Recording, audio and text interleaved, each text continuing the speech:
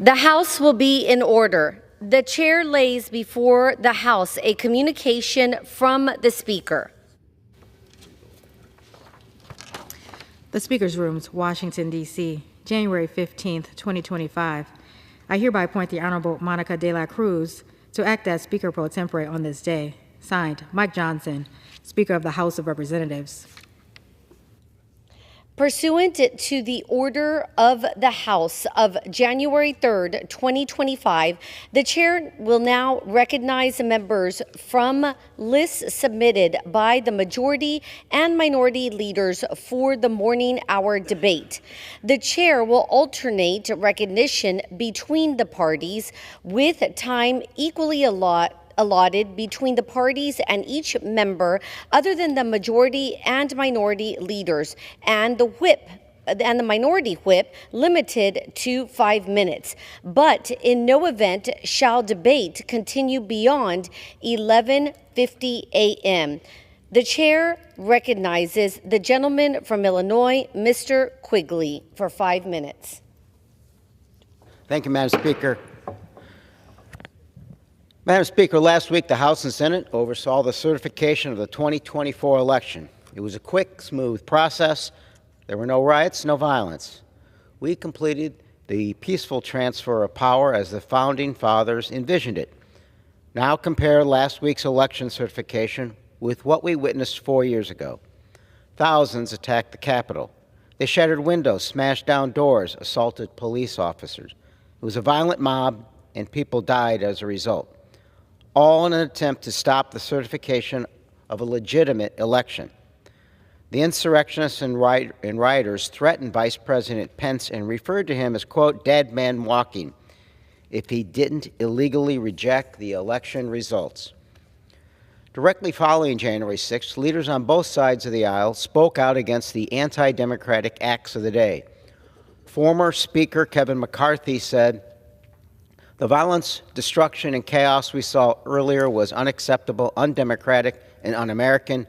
It was the saddest day I've ever had serving as a member of this institution. Former Senate Minority Leader Mitch McConnell was even more clear in his condemnation and assignment of blame. He said, and I quote, there's no question, none, that President Trump is practically and morally responsible for provoking the events of the day. It was a violent insurrection for the purpose of trying to prevent the peaceful transfer of power. Now, 4 years later, there is a concerted effort to rewrite history.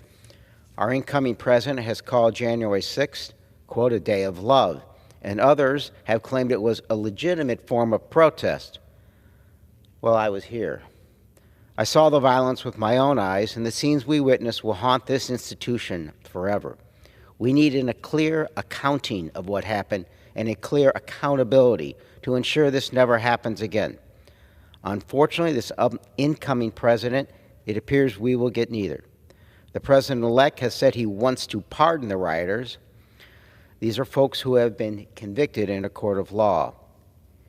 And in a dark twist on accountability, the president-elect is threatening retribution against Democrats and Republicans who served on the committee that investigated January 6th. They should go to jail, he said, of members of Congress sought to uncover the truth about January 6th. So let's recap. The people who broke into the Capitol, injured 147 officers, threatened to kill the vice president should be pardoned. And the elected officials who performed their constitutional duty to investigate the largest mass assault of law enforcement officers and the greatest assault on our democracy should be jailed. This is a perversion of the truth and justice. For those of us who were here on Capitol Hill that day, who saw the violence, smelled the pepper spray, heard the screams, we have an opportunity to remember that day for what it was, a dark stain on our nation's history. And we have an opportunity to commemorate those in uniform who bravely stood up to the rioters. They didn't just protect me, they protected our republic.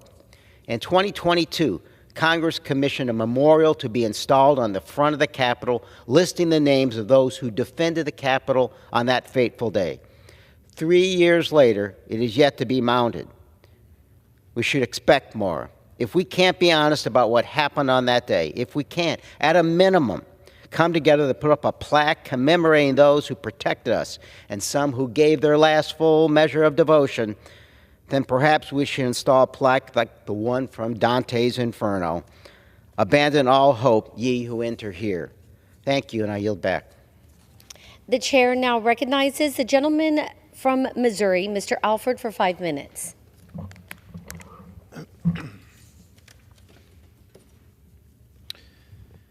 Thank you.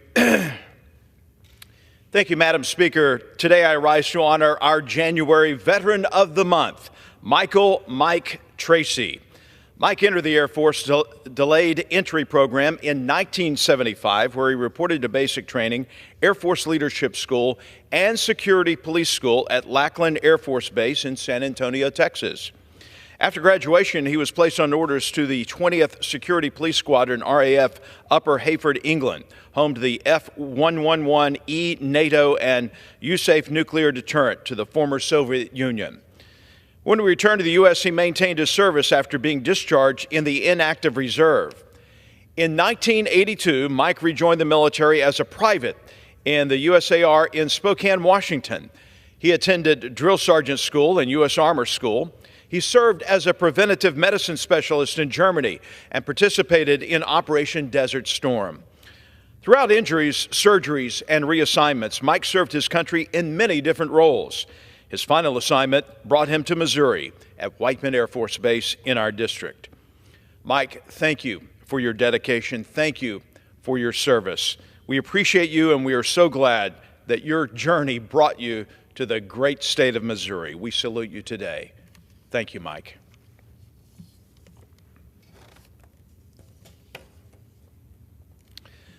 Madam Speaker, today I rise to honor our January Small Business of the Month, Janine's Flowers. This fantastic business in Camdenton has been serving the lake area with floral artistry through weddings, proms, first dates, and so many other special occasions. Janine's is a one-stop destination for all floral arrangements, special gifts, tuxedos, event supplies, and much more. Back in September, Janine celebrated their 45th anniversary, where Janine Bullock, the original owner, shared captivating stories about the humble beginnings of this business. It's now owned by Cassidy Dickerson. Janine's Flowers will continue to make special occasions even more special. Janine was thrilled to pass the torch to Cassidy and knows that she will build upon the strong foundation that was established. Thank you.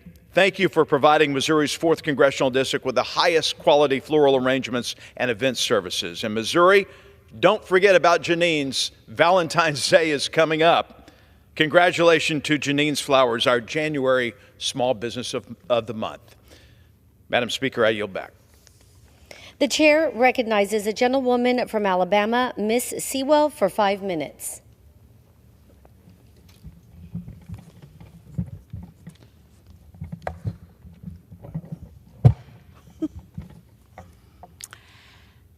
Madam Speaker, I rise today to honor the extraordinary life and legacy of Brenda Lovelady Spahn, the founder of the Lovelady Center in Birmingham, Alabama, who passed away on December 18, 2024 at the age of 75. Ms. Brenda founded the Lovelady Center in 2004 to rehabilitate women involved in the criminal justice system. Beginning with just 7 inmates, the program rapidly grew into what it is now, and it was the only state-supervised reentry program in Alabama and the largest faith-based recovery facility for women and children in the nation. Through the work of the Lovelady Center, Ms. Brenda has touched the lives of more than 20,000 women and children, helping them to walk forward with a faith-driven hope for the future. Guided by her abiding faith in God and her steadfast belief in the value of human life, Ms. Brenda made it her mission to spread empowerment, hope, and redemption among the women she served. Throughout her extraordinary life, she has received numerous awards and honors, including an honorary degree in humanitarian studies from Tennessee Temple University in 2012. On a personal note, I am forever grateful to the opportunity I had to partner with Ms. Brenda on behalf of the women and children of Jefferson County, Alabama, including the $2 million investment that we secured for the Lovelady Center in the fiscal year 2023 from the federal budget. I will always remember the warm, selfless, and kind-hearted nature of Miss Brenda, and above all, her devotion to serving the most vulnerable members of our community. I ask my colleagues to join me in celebrating the extraordinary life and legacy of Miss Brenda Lovelady Spahn. May her legacy live on in the many lives that she touched.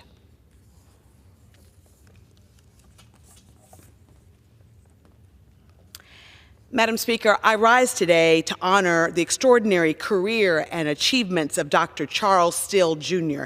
as he celebrates his retirement after 17 years as the President and CEO of the Southern Christian Leadership Conference. A true trailblazer, Dr. Steele has an accomplished career in both public service and civil rights advocacy. A native of Tuscaloosa, Alabama, he was elected to the Tuscaloosa City Council in 1985, a position he held for 2 years before being elected to the Alabama State Senate in 1994. After serving 3 terms, Dr. Steele stepped down in 2004 to take over as the head of the SCLC. As the organization's president and CEO, Dr. Steele raised over $10 million and oversaw the groundbreaking of SCLC's new international headquarters in Atlanta, Georgia. Dr. Steele's reputation has always been one of great purpose and great passion. He is an honorable man guided by an abiding faith in God and a love of country. While his retirement will allow him some well-earned rest and time with loved ones, I know that his commitment to service will continue for years to come. On behalf of a grateful nation, I ask my colleagues to join me in celebrating the retirement of Dr. Charles Steele, Jr. after 17 years as President and CEO of the Southern Christian Leadership Conference. Thank you, and I yield back the balance of my time. The chair now recognizes the gentlewoman from Texas, Ms. De La Cruz, for 5 minutes. Mr. Speaker, I ask unanimous consent to address the House for 1 minute. Gentlewoman is recognized. I rise today to honor Guadalupe County Commissioner Greg Seidenberger on his well-deserved retirement after a lifetime of extraordinary service to our country and community. Greg began his career with 20 years in the United States Air Force, serving as a command pilot during the Vietnam War and leading the squadron operating out of Seguin Auxiliary Airfield. He then served as a pilot for American Airlines for 18 years. For the past 12 years, Greg has dedicated himself to Guadalupe County as commissioner for Precinct 1, transforming the county and ensuring the foundation for a brighter future. I wish Commissioner Seidenberger a joyful retirement. Thank you. I yield back. Chair now recognizes the gentlewoman from California, Ms. Rivas, for 5 minutes.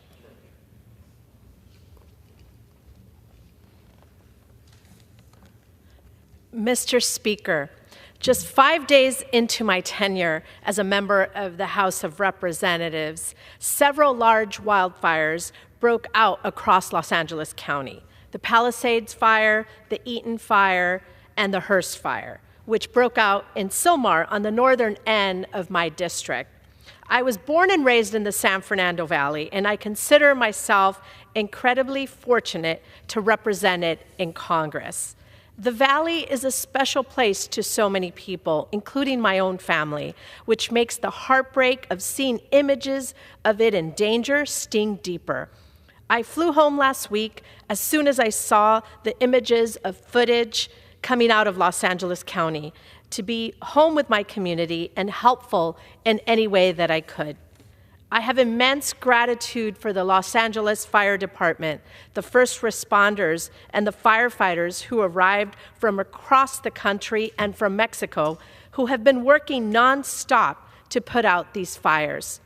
I met with community leaders, including the brave men and women of Fire Station 87 in Granada Hills. Because of their bravery, courage, and action in responding to the Hearst fire, they were able to minimize danger and keep our neighbors safe. Our community thanks them. I also visited one of the evacuation centers at the Ritchie Valens Recreation Center to learn more about how staff and volunteers have been working around the clock to help those who were forced to evacuate. I visited the burn sites of the Hearst and Eaton fires, where I was able to assess the damage firsthand and tried to get a better understanding of what federal resources would be needed to help communities rebuild.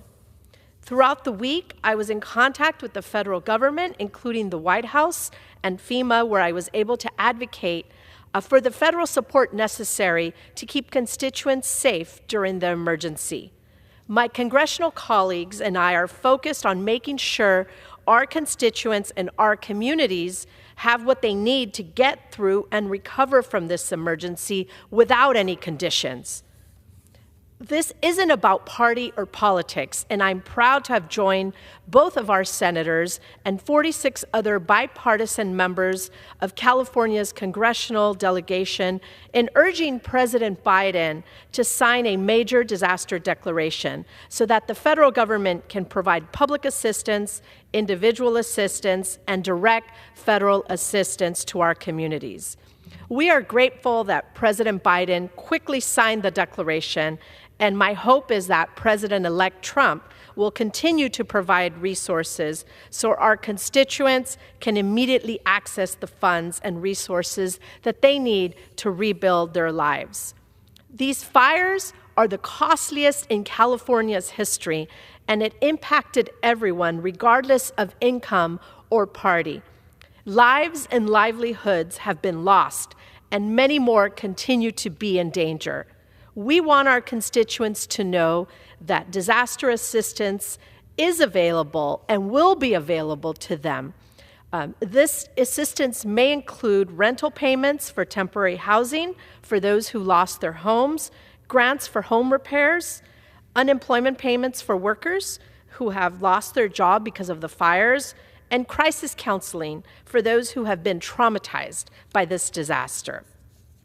Additionally, FEMA disaster assistance may be able to help those who have lost a home, regardless if they were uninsured, had insurance, or underinsured. Visit disasterassistance.gov to get started. My office is also ready to help those who have been impacted by the fires. If my constituents need assistance, I encourage them to reach out to my office, and we'll be able to start advocating on your behalf to get the federal resources that you need. The San Fernando Valley is home, and I'm honored to represent my home in Congress. That is why I'm committed to working with our local, state, and federal officials to make sure our community has the resources that it needs to rebuild stronger. Our community is strong and resilient, and we will help each other come back from this disaster. Thank you, and I yield back. The chair recognizes the gentleman from Florida, Mr. Bean, for 5 minutes. Thank you very much, Madam Speaker. Madam Speaker, I rise today to honor the important contributions of A. Michael Hickock and his retirement as the property appraiser for Nassau County, Florida. For 12 years, Mike has been an amazing public servant, committed to fairness and customer service. Let's be honest, Madam Speaker, being a property appraiser is probably one of the toughest jobs around, but Mike has done it well, skillfully, and leaves the office in a much better place. While he was leading, Mike also served as the president of the Florida Association of Property Appraisers, and then served on the boards of the Nassau Education Foundation and the Nassau County Economic Development Board. To put it simply, Madam Speaker, Mike has spent his career serving others. Mike may not be our property appraiser anymore, but I know he's not done. I can't wait to see what he does next. Madam Speaker, I ask you and our colleagues to join me in congratulating Mike on a job well done. Go get a mic. I yield back. The chair recognizes the gentlewoman from Michigan, Ms. Tlaib, for 5 minutes. Madam Speaker, I want to take time to honor the incredible life and legacy of Romulus Councilwoman Virginia Williams, who unexpectedly passed away. She has left a void in our community and in our hearts. Councilwoman Williams was a relentless advocate for our families, ensuring that no one in our community lacked basic necessities. Her work with organizations like Forgotten Harvest and her creating her own organization because of her passion for organizing food drives, holiday giveaways, and joyful community events embodied who she was, this unwavering love for the city of Romulus and our families. She was committed to always lifting up her neighbors, often going above and beyond to bring hope and resources to those in need. Her dedication reminds us all that even the smallest acts of kindness can build stronger, more connected communities. Her legacy lives on in countless lives she's touched, and we are forever grateful for her service. Thank you to her family for sharing her with all of us and allowing us to honor her. My deepest condolences go out to them and all her loved ones during this difficult time. Rest in peace, Councilwoman Williams.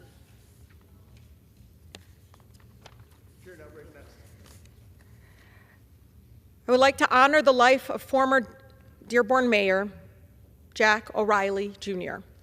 Our community lost an extraordinary leader whose dedication to public service shaped the city of Dearborn and our communities in Michigan forever.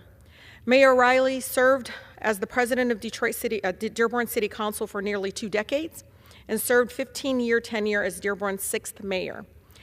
I still remember my first meeting with him when he was a council president during the time that I was a young law student. Mayor O'Reilly was so patient in teaching me about how some community programs were successful while others struggled. He was a champion for workforce development. His patience and his depth of knowledge and willingness to teach me and so many others left a lasting impression, I know, on me. I would have never thought that I would have the honor to be able to represent him here in the United States Congress. Mayor O'Reilly's kindness and thoughtful approach to leadership embodied what it truly means to be a public servant. Thank you to Mayor O'Reilly Jr.'s family for sharing him with all of us. I know it wasn't easy. My thoughts are with all of you, all the loved ones, and all who were fortunate enough to know him. His legacy would continue to inspire future generations, not only in Dearborn, but throughout southeastern Michigan and beyond.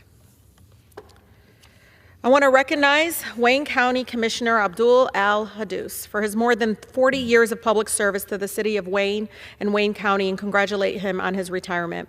He was born in Lebanon, as lovingly we call him Al, came to the city of Wayne 5 decades ago and made a name for himself in the communities as running the community's Al's Friendly Market with the help of his wife, Mary, who I love dearly, for 35 years.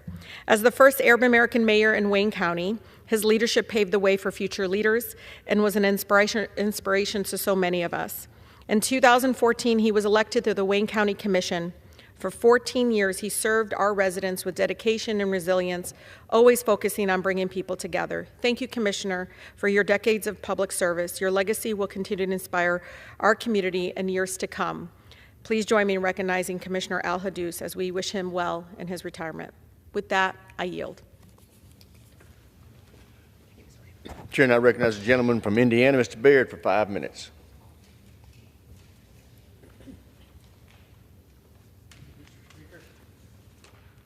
Gentlemen.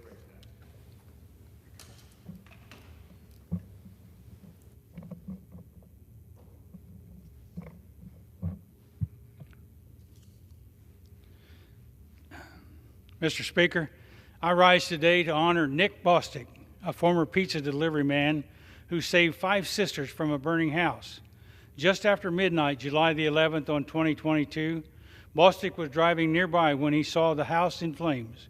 Bostic entered the home where he found an 18-year-old woman, a toddler, 2 13-year-olds outside the upstairs bedroom, and he led them out of the house before running back inside to rescue the 6-year-old girl.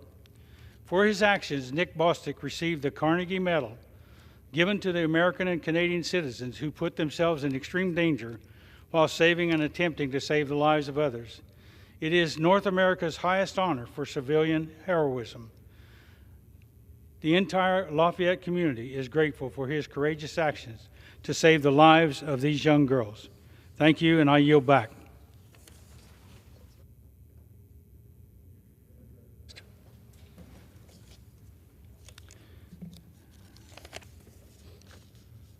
Mr. Speaker, I rise today to honor the Brownsburg High School football team for winning the IHSSA 6A state championship this year.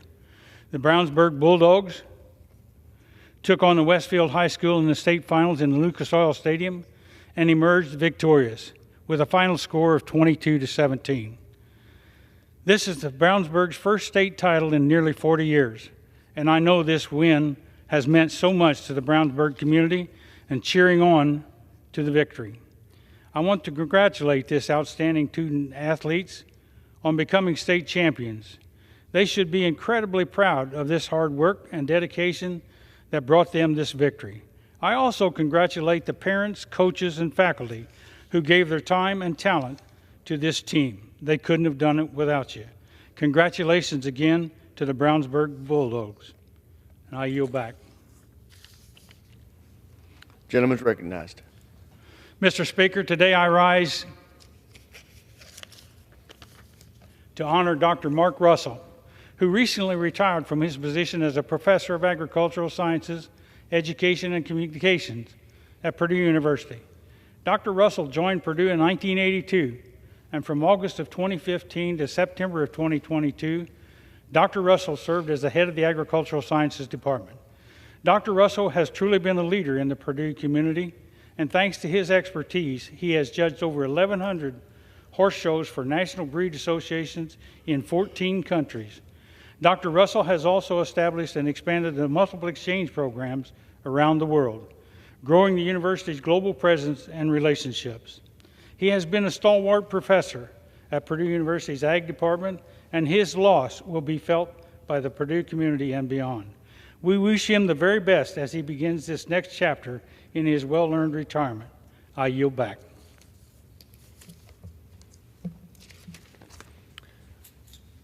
Chair now recognizes the gentlelady from Nevada, Ms. Lee, for 5 minutes. Thank you, Mr. Speaker. Today I rise to honor the life of retired Chief Warrant Officer Daniel Peterson, a champion for Southern Nevada's veteran community. Chief Peterson was a highly decorated Army veteran and unrelenting advocate for those around him. After flying helicopters in the Army for more than 20 years, he came home to serve as the commander of the Henderson chapter of the Military Order of the Purple Heart, to be a member of the Henderson Vietnam Veterans of America, and attend as many unaccompanied veteran burial ceremonies as he could find. He also went to every Veterans Treatment Court graduation and never hesitated to offer his support to fellow veterans in need. To be clear, it is impossible to sum up Chief Peterson's decades of service in just one speech on the House floor. That's part of the reason why I had the privilege of working with the Library of Congress for his story to be part of the Veterans History Project. But while he has too many medals to name here, I can say this. Chief Peterson, you were a mentor, a father, a spouse, a leader, a friend, a protector, and a servant to both Southern Nevada and our entire country. I extend my condolences and prayers to Dan's wife, Eileen, and his 4 children and stepchildren, and we all owe Dan a debt of gratitude, and we will all miss him. Thank you, and I yield. Chair now recognizes the gentlelady from California, Ms. Chu, for 5 minutes.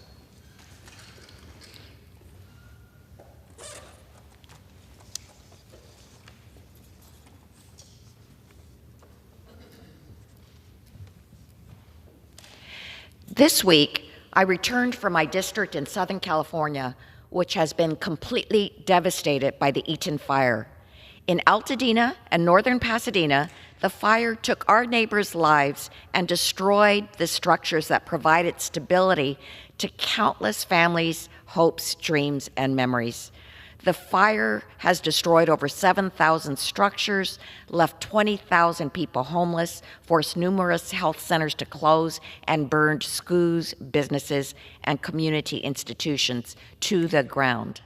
And this is just one of 6 serious fires across Los Angeles, including the more than 23,000-acre Palisades fire. Places that served as safe havens for generations of Angelenos and where community was built across the San Gabriel Valley are now unrecognizable. The Altadena Community Church, the Altadena Mosque, the Pasadena Jewish Temple, Armenian School, the Altadena Community Church, mom and pop business centers, the Elliott Arts Magnet School, the Altadena Country Club, all burned to the ground. When Black Americans fled racial segregation in the Jim Crow South and came to Los Angeles, many made Altadena their home because there was no redlining there, preventing them from owning homes. It's remained a hub of Black culture and civic life in Los Angeles. And after being forced into incarceration in camps during World War II, many Japanese Americans came to Pasadena and built their lives back up. But last week, thousands had to flee their homes at a moment's notice, frantically searching for pets and crying out to loved ones, many with nothing more than the clothes on their backs. Thousands of people have lost their homes and a lifetime worth of belongings and memories. And tragically, first responders have found 16 people who lost their lives, and they expect that number to rise.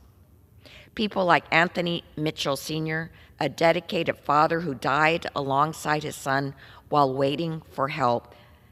Just a week before the fires began, Anthony told his son that what he treasured most in life was not money or possessions, but his family. And Victor Shaw, who died outside of his longtime family home with a garden hose in his hand, he did everything he could to save it. And Erlene Louise Kelly, who bought her home in Altadena with her late husband Howard in the late 1960s. Together, they raised 2 kids, watched their grandchildren and great-grandchildren grow, and celebrated holidays, birthdays, and anniversaries. The Los Angeles wildfires are on track to become one of the most costly and devastating natural disasters in our country's history. And yet, scores of Republicans, led by President-elect Trump and Speaker Johnson, are threatening to place conditions on the state of California for disaster assistance to flow to these victims. This is truly unprecedented. Never in our history has the federal government placed conditions on emergency disaster to our own citizens. So, and I invite any Republican in Congress who's entertaining these demands to visit my district, see the devastation for yourself, and look the victims in the eye when you tell them they don't deserve help from their country because you disagree with certain policies passed by their state. This is the United States of America. We help our citizens when they fall victim to a natural disaster, regardless of their political party or opinions. And we do it without strings attached, like we did just in December, 4 weeks ago, for victims of Hurricanes Milton and Helene. I look forward to working with you to secure critical disaster relief funding that's necessary for this vibrant, beautiful, unique region to recover and to rebuild.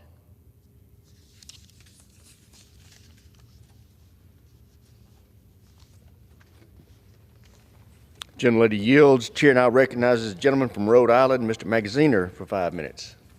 Thank you. Mr. Speaker, this week Prospect Medical Holdings, which owns Our Lady of Fatima Hospital in North Providence and Roger Williams Medical Center in Providence, filed for bankruptcy. threatening to undermine Rhode Island's already stressed healthcare system.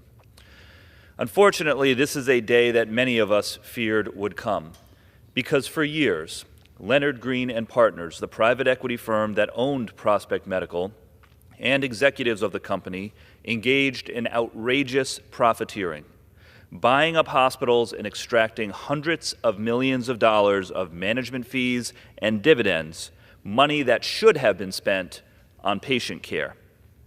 In the decade that private equity firm Leonard Green owned Prospect Medical, they extracted over $500 million from the hospitals they owned.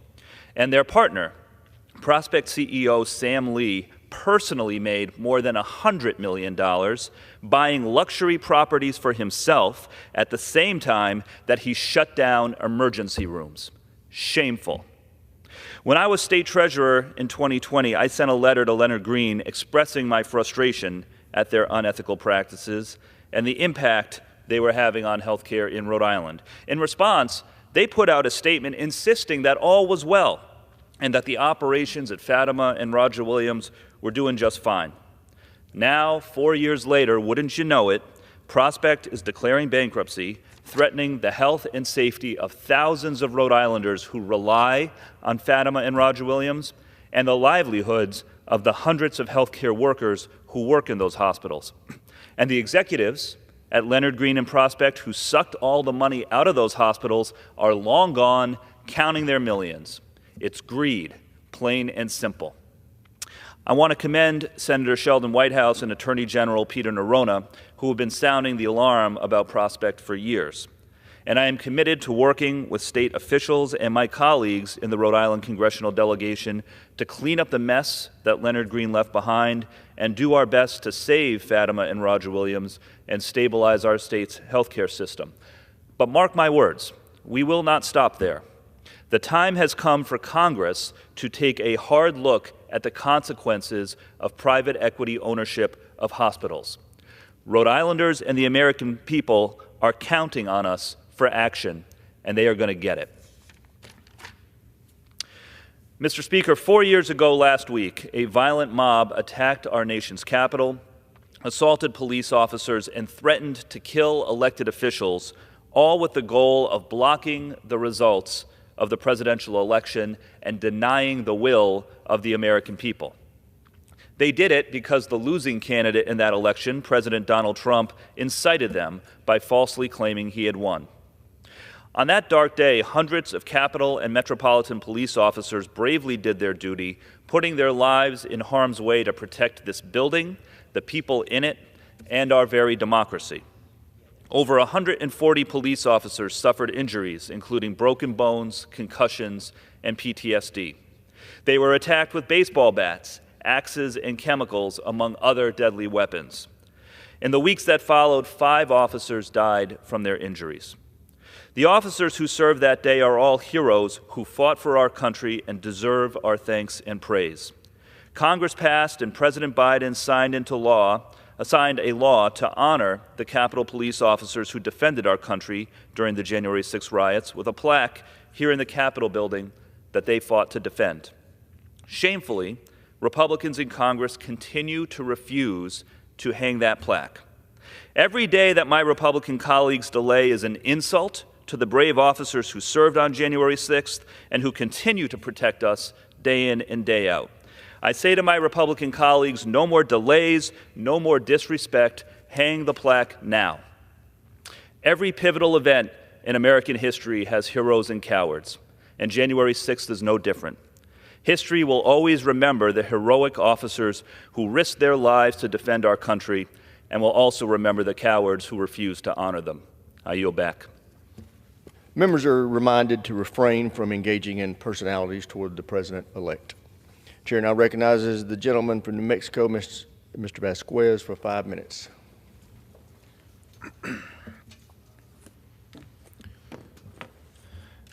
Mr. Speaker, I rise today to honor the exceptional service of the Marine Corps League El Perro Diablo Detachment 478, based in Las Cruces, New Mexico. New Mexicans have a long history stepping up to serve our nation, and these Marines continue to honor that commitment. For decades, the members of this detachment have provided military funeral honors for our veterans, with several members participating in over 1,000 ceremonies and winning multiple awards at Honor Guard conferences. During times when military families are experiencing one of the most difficult moments of their lives, Marines step forward with unwavering dedication to ensure our nation's heroes are laid to rest with the dignity they deserve. Their service to our community is a profound reminder of the values instilled in these Marines: honor, courage, and commitment. We must continue to support our veterans and their families, ensuring that they also receive the benefits and the recognition that they've earned. On behalf of all New Mexicans, I extend my deepest gratitude to Marine Corps League El Perro Diablo Detachment 478. I yield. Chair now recognizes the gentlewoman from Hawaii, Mr. Kuda, for 5 minutes. Thank you, Mr. Speaker. I ask for unanimous consent to revise and extend my remarks and include extraneous material. Without objection, so ordered.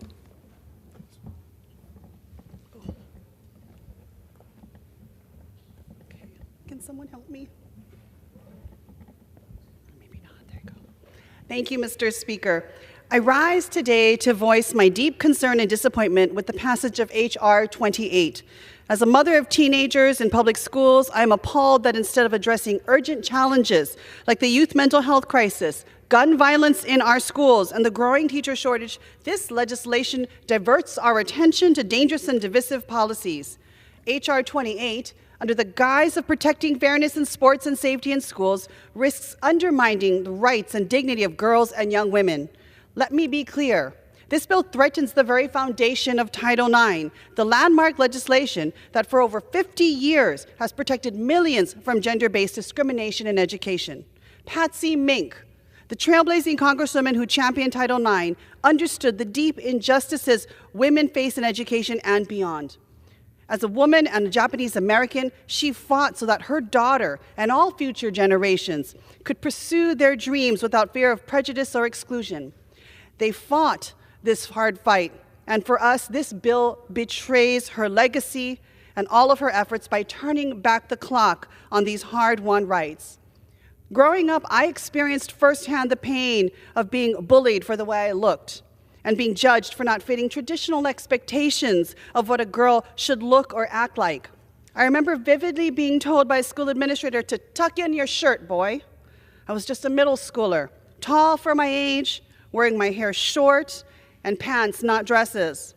The shock and humiliation of that moment stayed with me, and it fuels my resolve that no child should ever be made to feel ashamed of being authentically who they are. Our students already face incredible pressures and challenges. Instead of making their lives harder by policing their identities and questioning their worth, we should be supporting them, fostering environments where they can grow, thrive, and succeed as their true, authentic selves. Transgender girls are girls. Transgender women are women.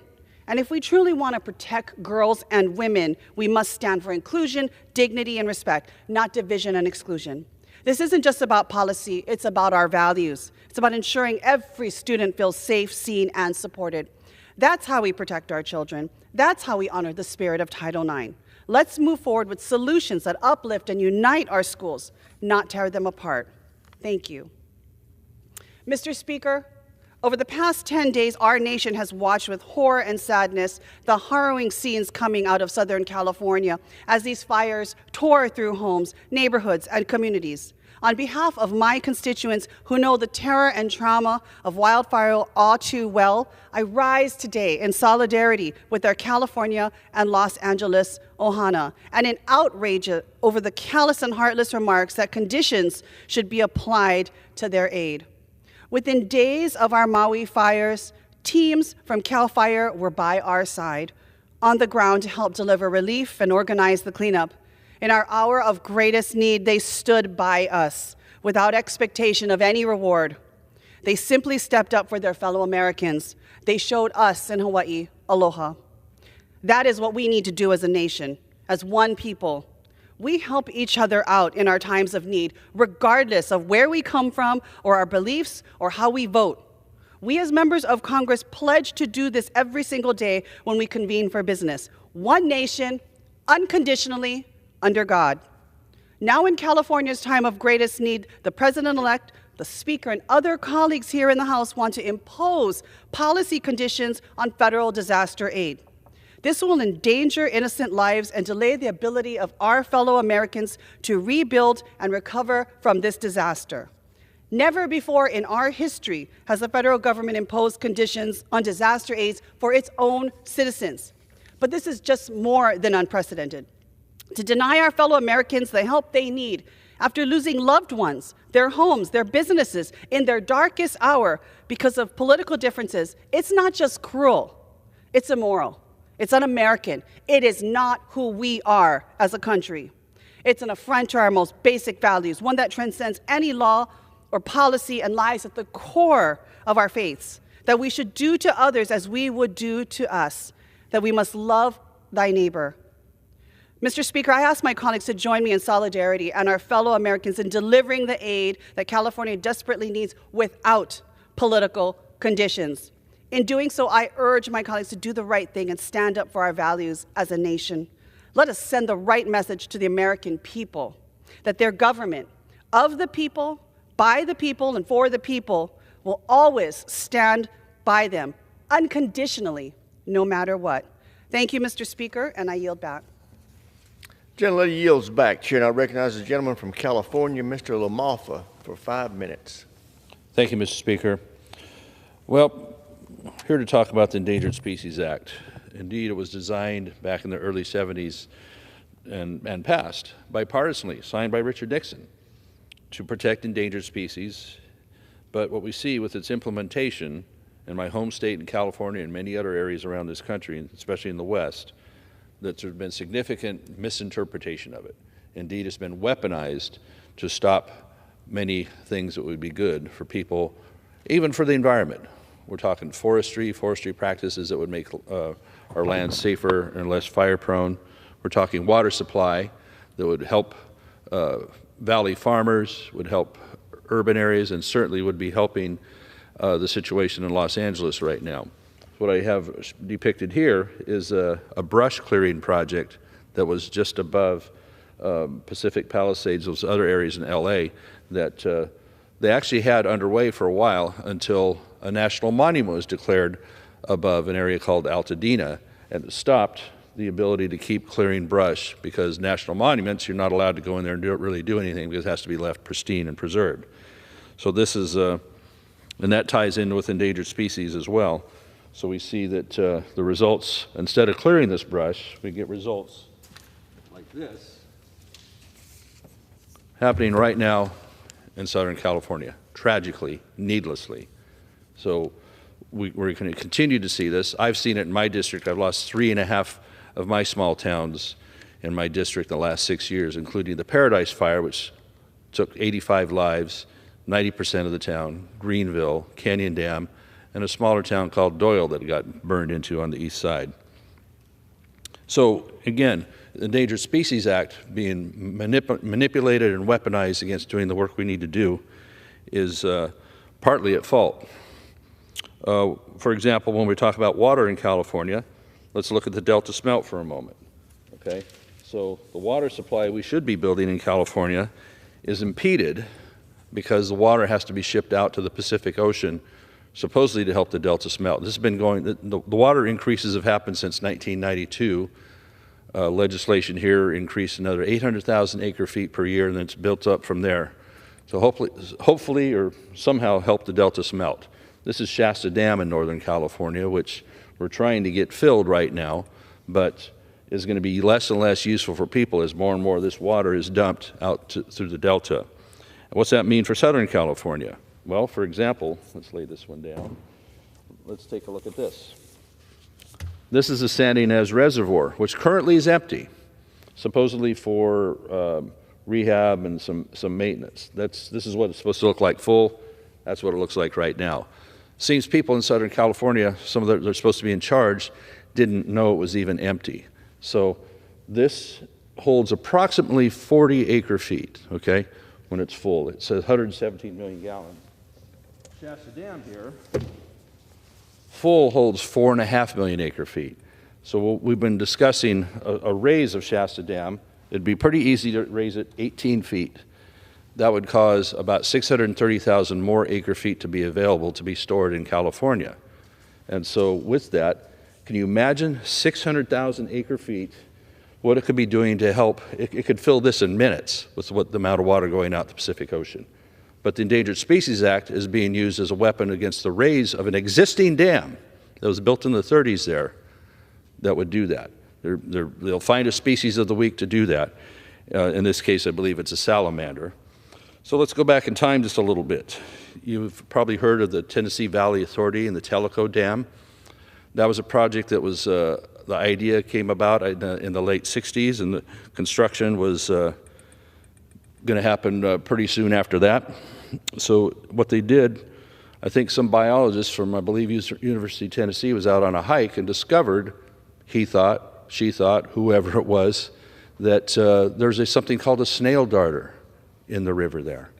And so starting in about 73, or soon after the ESA was put in place, it was listed in 1975 as endangered under the Endangered Species Act, leading to a legal battle that took a long time, was finally settled, or it went to the Supreme Court and was finally settled actually by legislation passed in Congress in 1979, which exempted the Tellico Dam from the ESA protections and allowed a giant project that was going to make so much hydroelectric power, store water against flood, and be able for agriculture and people. They actually got it done. So instead, the biologists took this so-called snail darter and moved populations to other rivers in the area. The species was then reclassified downward from endangered to threatened in 1984. Finally, in 2022, it was removed from the list.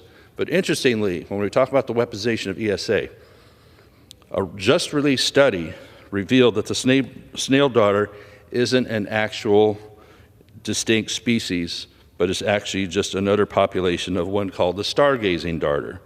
So this raises concerns about species identification when really what it's being used for is a weapon. So here, this is what the snail darter actually looks like, because it doesn't exist as its own, okay?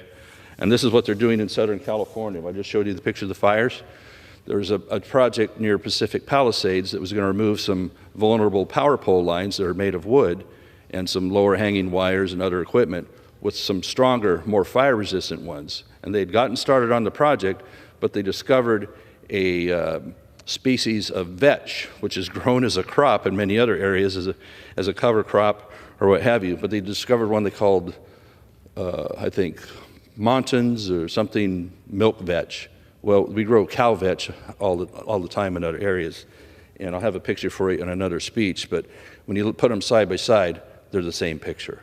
And so these are weaponized to stop a project that could have been helpful in keeping Pacific Palisades from burning due to downed power lines. It probably wouldn't have been the key piece, but that certainly happened in plenty of other areas around the state where downed power lines due to the wind have caused, or branches and stuff blowing into them has caused several fires, including the Camp Fire in Paradise I mentioned, it killed 85 people, and started one called the Dixie Fire, which burned 1 million acres.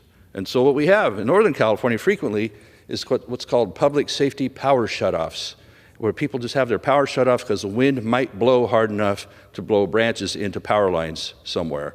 And so we just sit without power, like a third world country.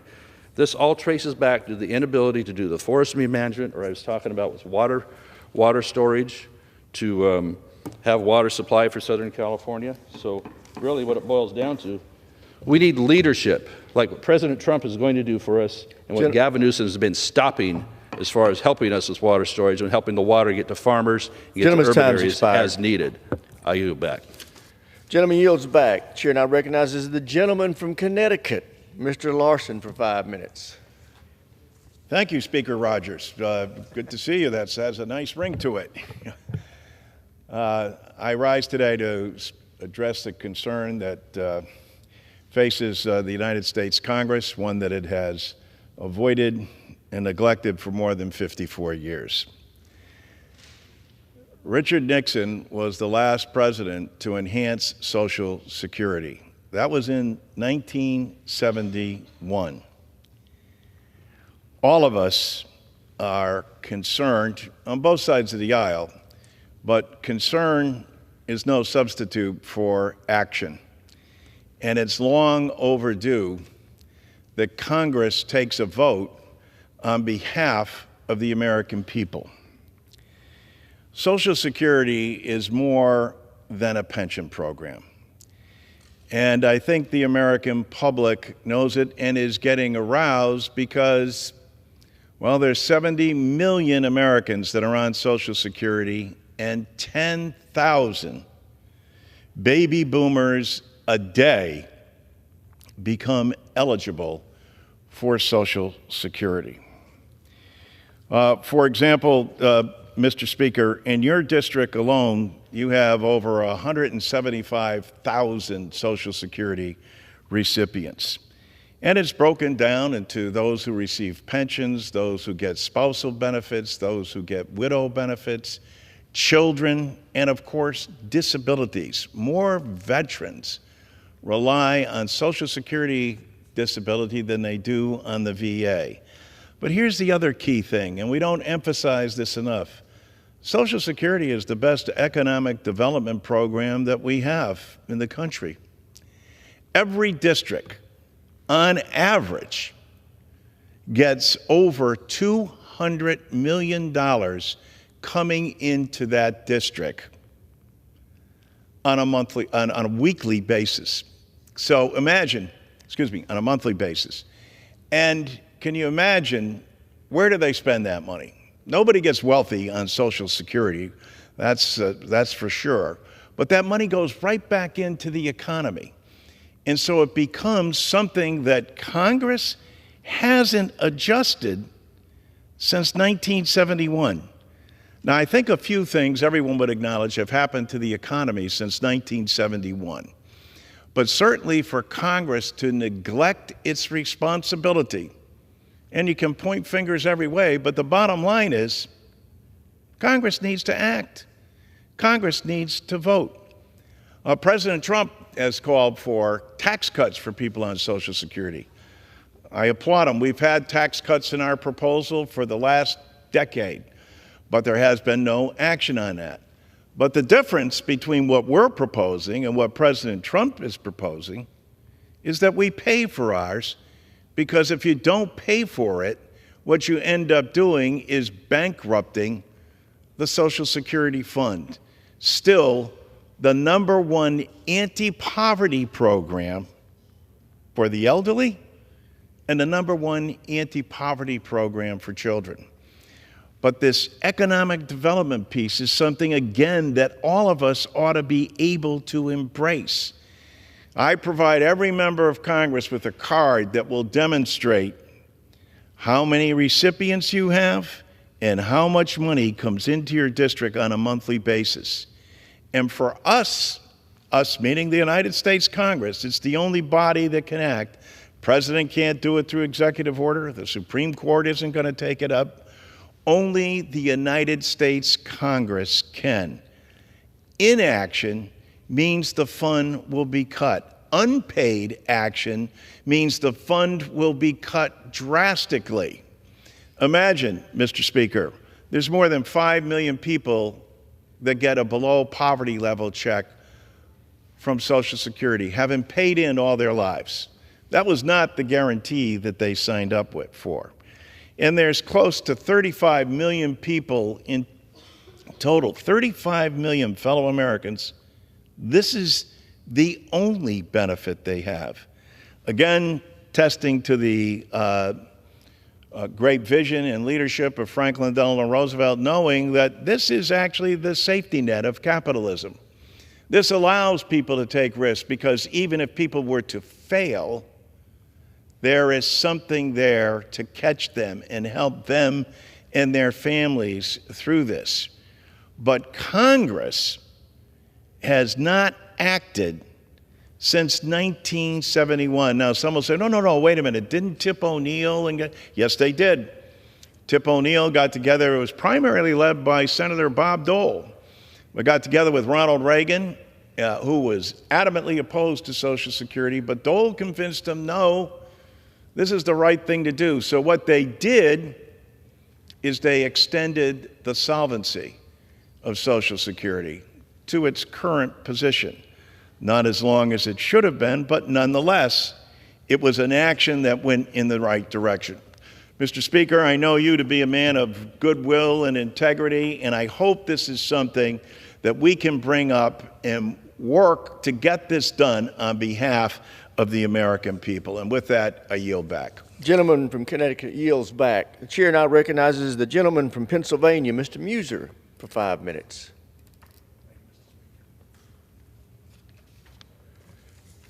Thank you, Mr. Speaker. This past week, House Republicans passed the Protection of Women and Girls in Sports Act, which ensures that biological men cannot compete in women's and girls' sports. Makes sense to about 99% of America. The idea that we even need a bill like this is disturbing in itself. Think about it. We're debating whether boys or men should compete against girls or women in athletics, all athletics. When Title IX was enacted back in 1972, Mr. Speaker, it opened the doors for women and girls to have equal opportunities in sports. When Title IX was enacted back in 1972, it opened the doors for women and girls to have equal opportunities in sports. It's worth repeating. Before Title IX, women's sports were almost non-existent. But since then, we've seen great progress. Women's sports have flourished, and we've seen amazing accomplishments in basketball, soccer, swimming, and so much more. Athletes like Caitlin Clark, Angel Reese, Simone Biles, Lindsey Vonn are now household names, inspiring young girls everywhere. Yet we've been faced with a narrow but loud group of activists and media who think it's acceptable for a 6'4" biological male to compete against an average-sized, yet athletic woman in sports. Let's be clear, it's not acceptable. And it's not acceptable to force women to share a locker room with a biological man, forcing them to shower and change together. And this is not an overstatement, Mr. Speaker. It's happening. And it's traumatizing to women and girls to have a man walking around naked in their locker room or spiking a volleyball full force into their face. This failed ideological social experiment is disrupting the very fabric of what Title IX was designed to protect. One example, without mentioning names, is a male swimmer who was ranked 554th among male athletes, but became the top-ranked woman in women category swimmer in the nation. Caitlyn Jenner won the decathlon. As Caitlyn Jenner, she stated that if she would have transitioned earlier, she would have won every gold medal. So clearly it's not fair. This does not respect the hard work, dedication, sacrifices made by female athletes. And this was a common sense bill. And there was a right way and a wrong way to vote on it. In my view, as stated earlier, 99% of Americans agree that men and boys should not be competing in women's and girls' sports, which is why my Republican colleagues and I voted to pass this bill yesterday, with only 2 Democrats voting along with us. That's kind of disturbing in itself. Our Republican Congress will continue to stand with women throughout this Congress and advocate for the protection of their rights. I yield back, Mr. Speaker. Gentleman yields back. Pursuant to Clause 12A of Rule 1, the chair declares the House in recess until noon today.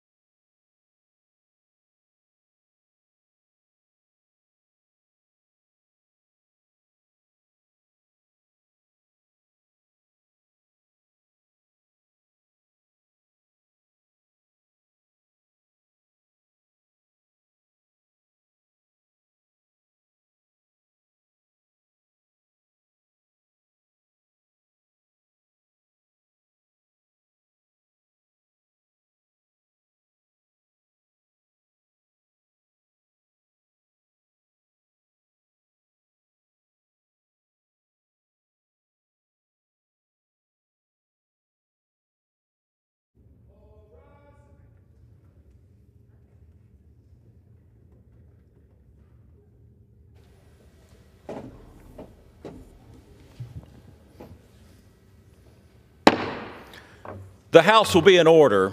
The prayer will be offered by Chaplain Kibben. Would you pray with me? Lord, our God and our protector, who with a word can calm the storms and hold back the sun, we pray that you would move your spirit over the chaos that ravages our country and speak your word of peace. Arrest the fire that still burns in Los Angeles and its surrounding communities. Bring relief to those who found themselves in the paths of the hurricane that devastated Tennessee and North Carolina, who feel its destruction all the more keenly in the depth of winter. Be merciful to those, O Lord, who remain fearful in the surround of danger. Be merciful to those who feel helpless and hopeless before the great power of fire and wind. Be merciful to those who have lost hearth and home, who seek refuge for their bodies and their souls. In the shadow of your wings, may they take shelter until the storms of ruin pass by. Behind the hedge of your protection, may they find safety from the afflictions bearing down on them from all fronts. Encourage and equip with fortitude and perseverance all those who remain in the fight against the unrelenting fires and who continue to strive to build defenses against even more harm. For you, O Lord, are our deliverer. In you will all be restored. In the strength of your name we pray. Amen.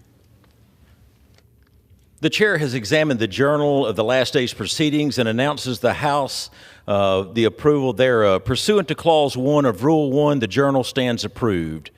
The Pledge of Allegiance will be led by the gentlewoman from Arizona, Ms. Ansari. Allegiance to the flag of the United States of America and to the republic for which it stands, one nation, under God, indivisible, with liberty and justice for all. The chair will entertain up to 15 requests for 1-minute speeches on each side of the aisle. For what purpose does the gentleman from Pennsylvania seek recognition?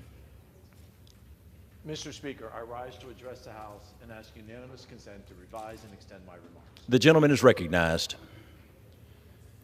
Mr. Speaker, I rise today to honor the Millen family located in Bedford County, Pennsylvania. The Millen family own the Miller Family Farm, and it has received the designation of a century farm from the Pennsylvania Department of Agriculture. A century farm is a farm that has been owned by the same family for at least 100 consecutive years, has a family member who still lives on that farm, and has at least 10 acres of the original holding. The Millen family has farmed in Bedford County, Pennsylvania since 1874, when Sandra Millen's great-grandfather purchased the property. Today, the Millens manage an over 200-acre grain operation on that exact same land. They even have the farm's original log structure dating to pre-1874. On behalf of everyone in Pennsylvania's 13th Congressional District, I offer heartfelt congratulations to the Millen family and express gratitude for their enduring commitment to one of Pennsylvania's most vital industries, agriculture. Thank you, Mr. Chairman, and I yield. For what purpose does the gentleman from North Carolina seek recognition? Mr. Speaker, I ask for unanimous consent to address the House for 1 minute to revise and extend. Without objection, the gentleman is recognized for 1 minute.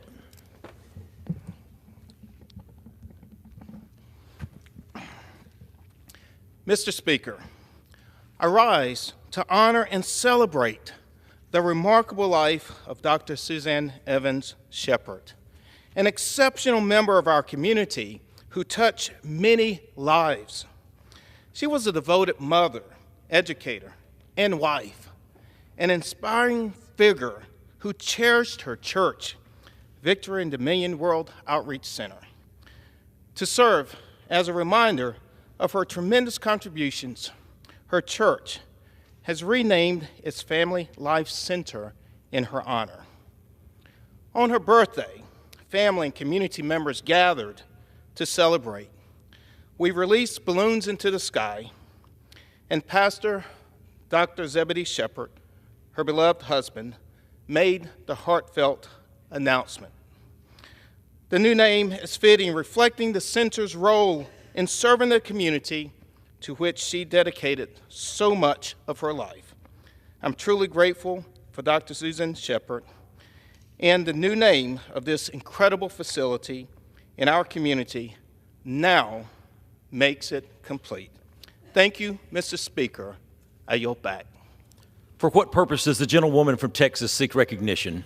Mr. Speaker, I ask unanimous consent to address the House for 1 minute. Without objection, the gentlewoman is recognized for 1 minute.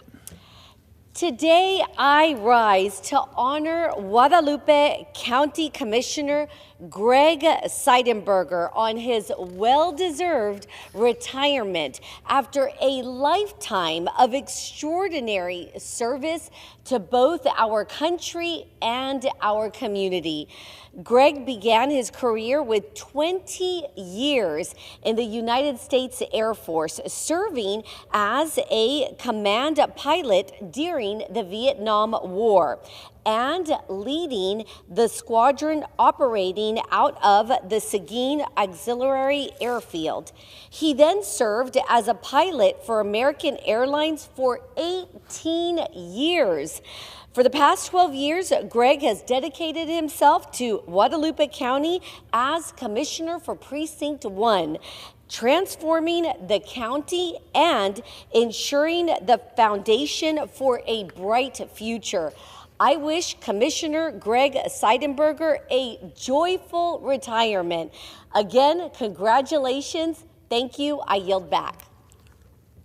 For what purpose does the gentlewoman from North Carolina seek recognition? Mr. Speaker, I seek to address the House for 1 minute, revise and extend my remarks. Without objection, the gentlewoman is recognized for 1 minute.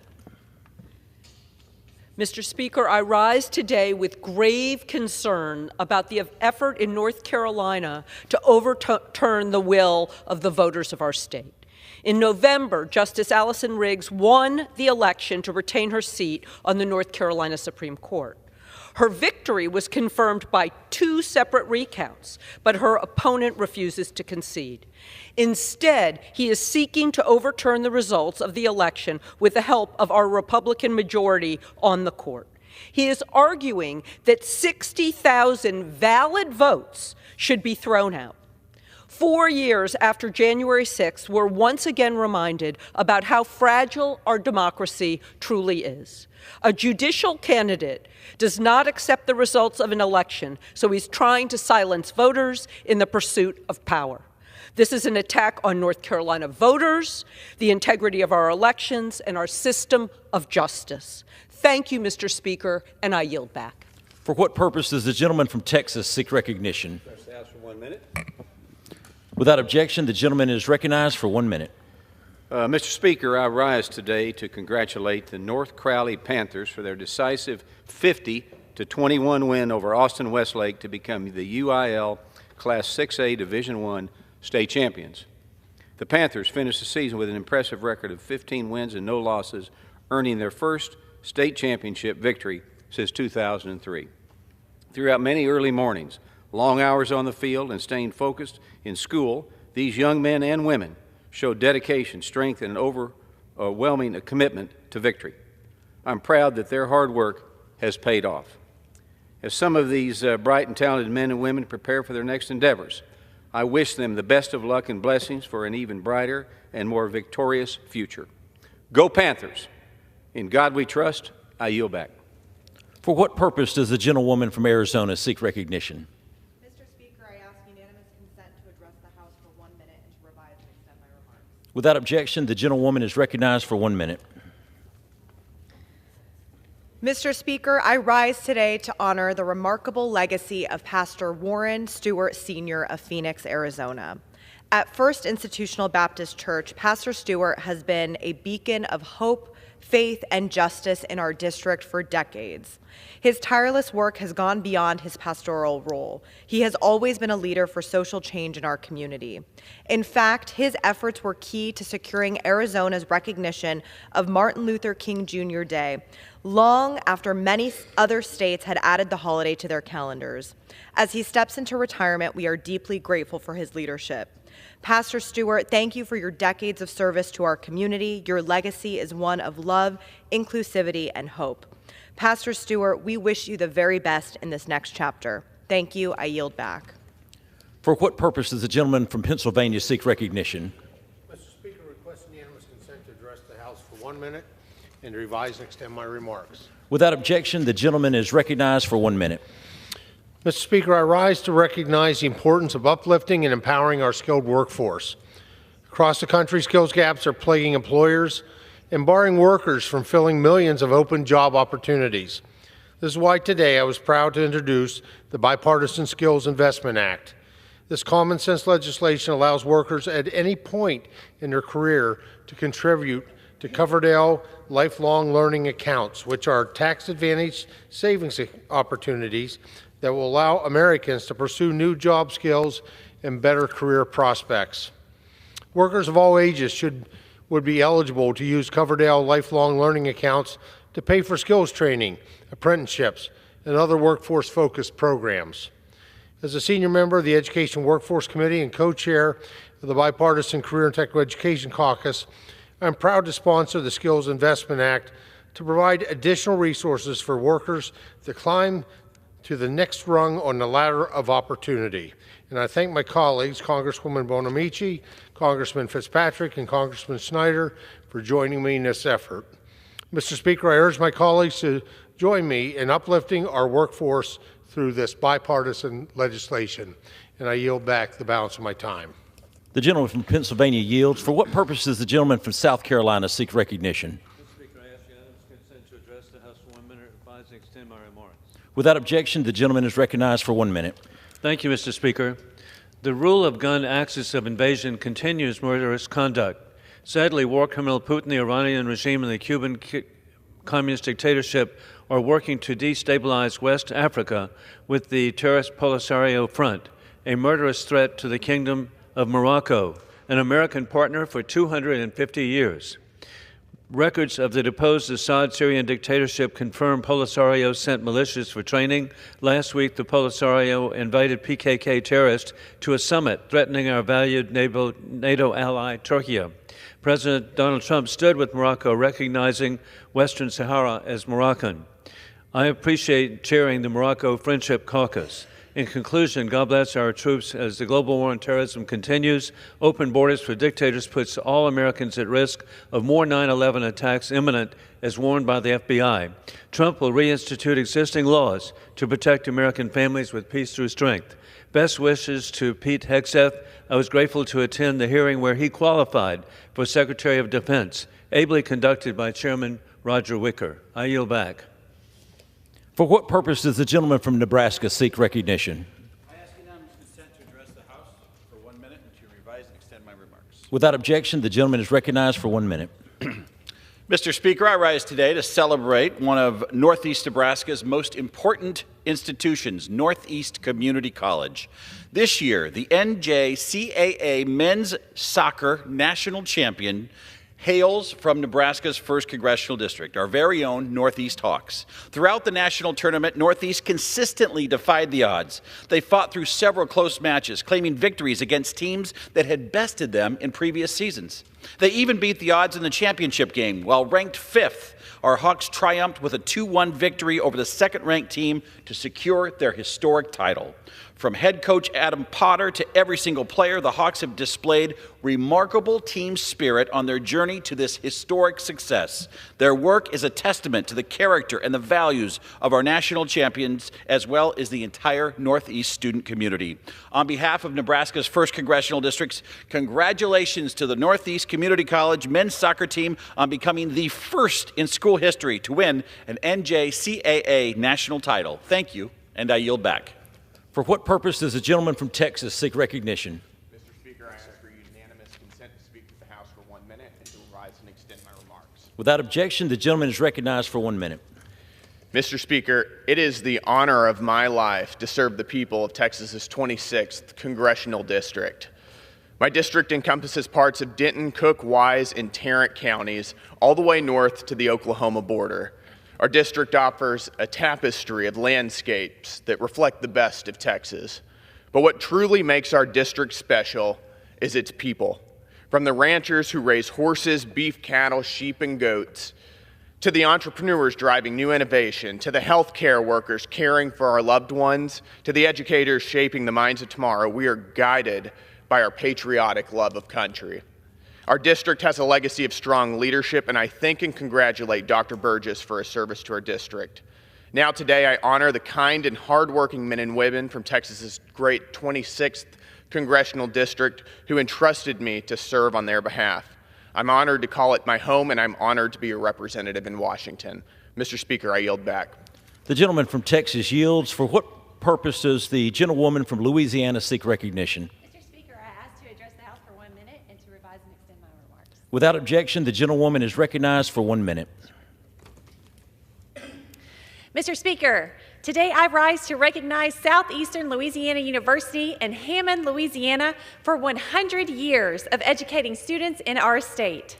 My background is in higher education, and I know a good school when I see one, and I can confidently say that Southeastern is hitting the mark.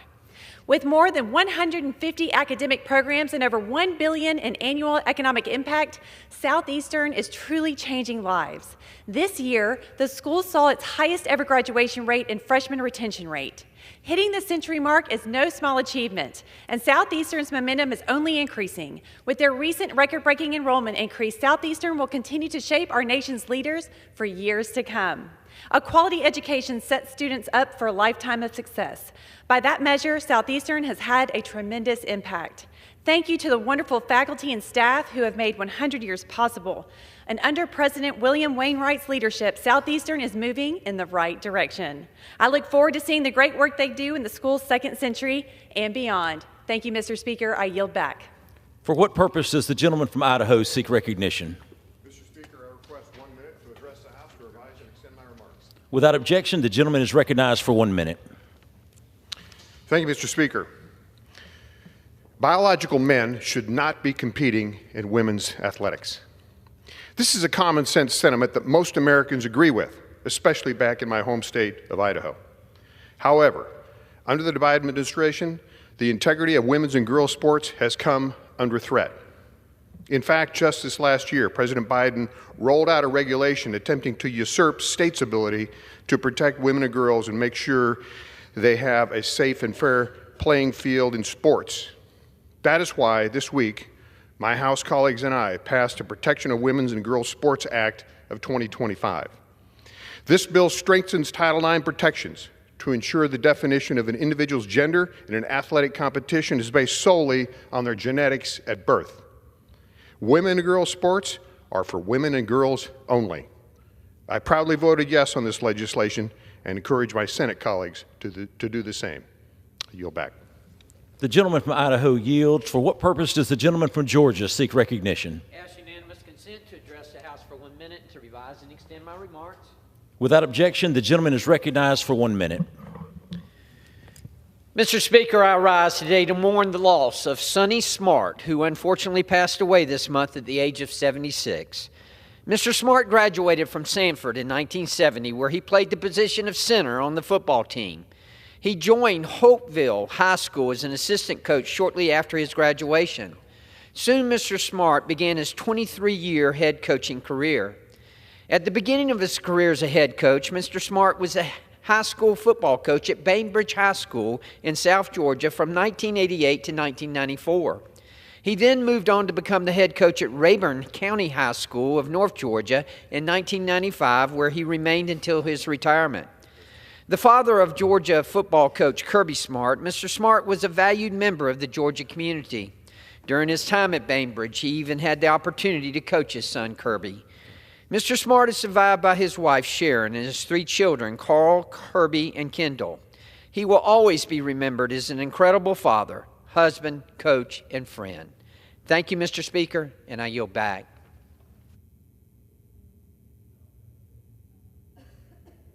The gentleman from Georgia yields. Pursuant to Clause 12A of Rule 1, the chair declares the House in recess, subject to the call of the chair.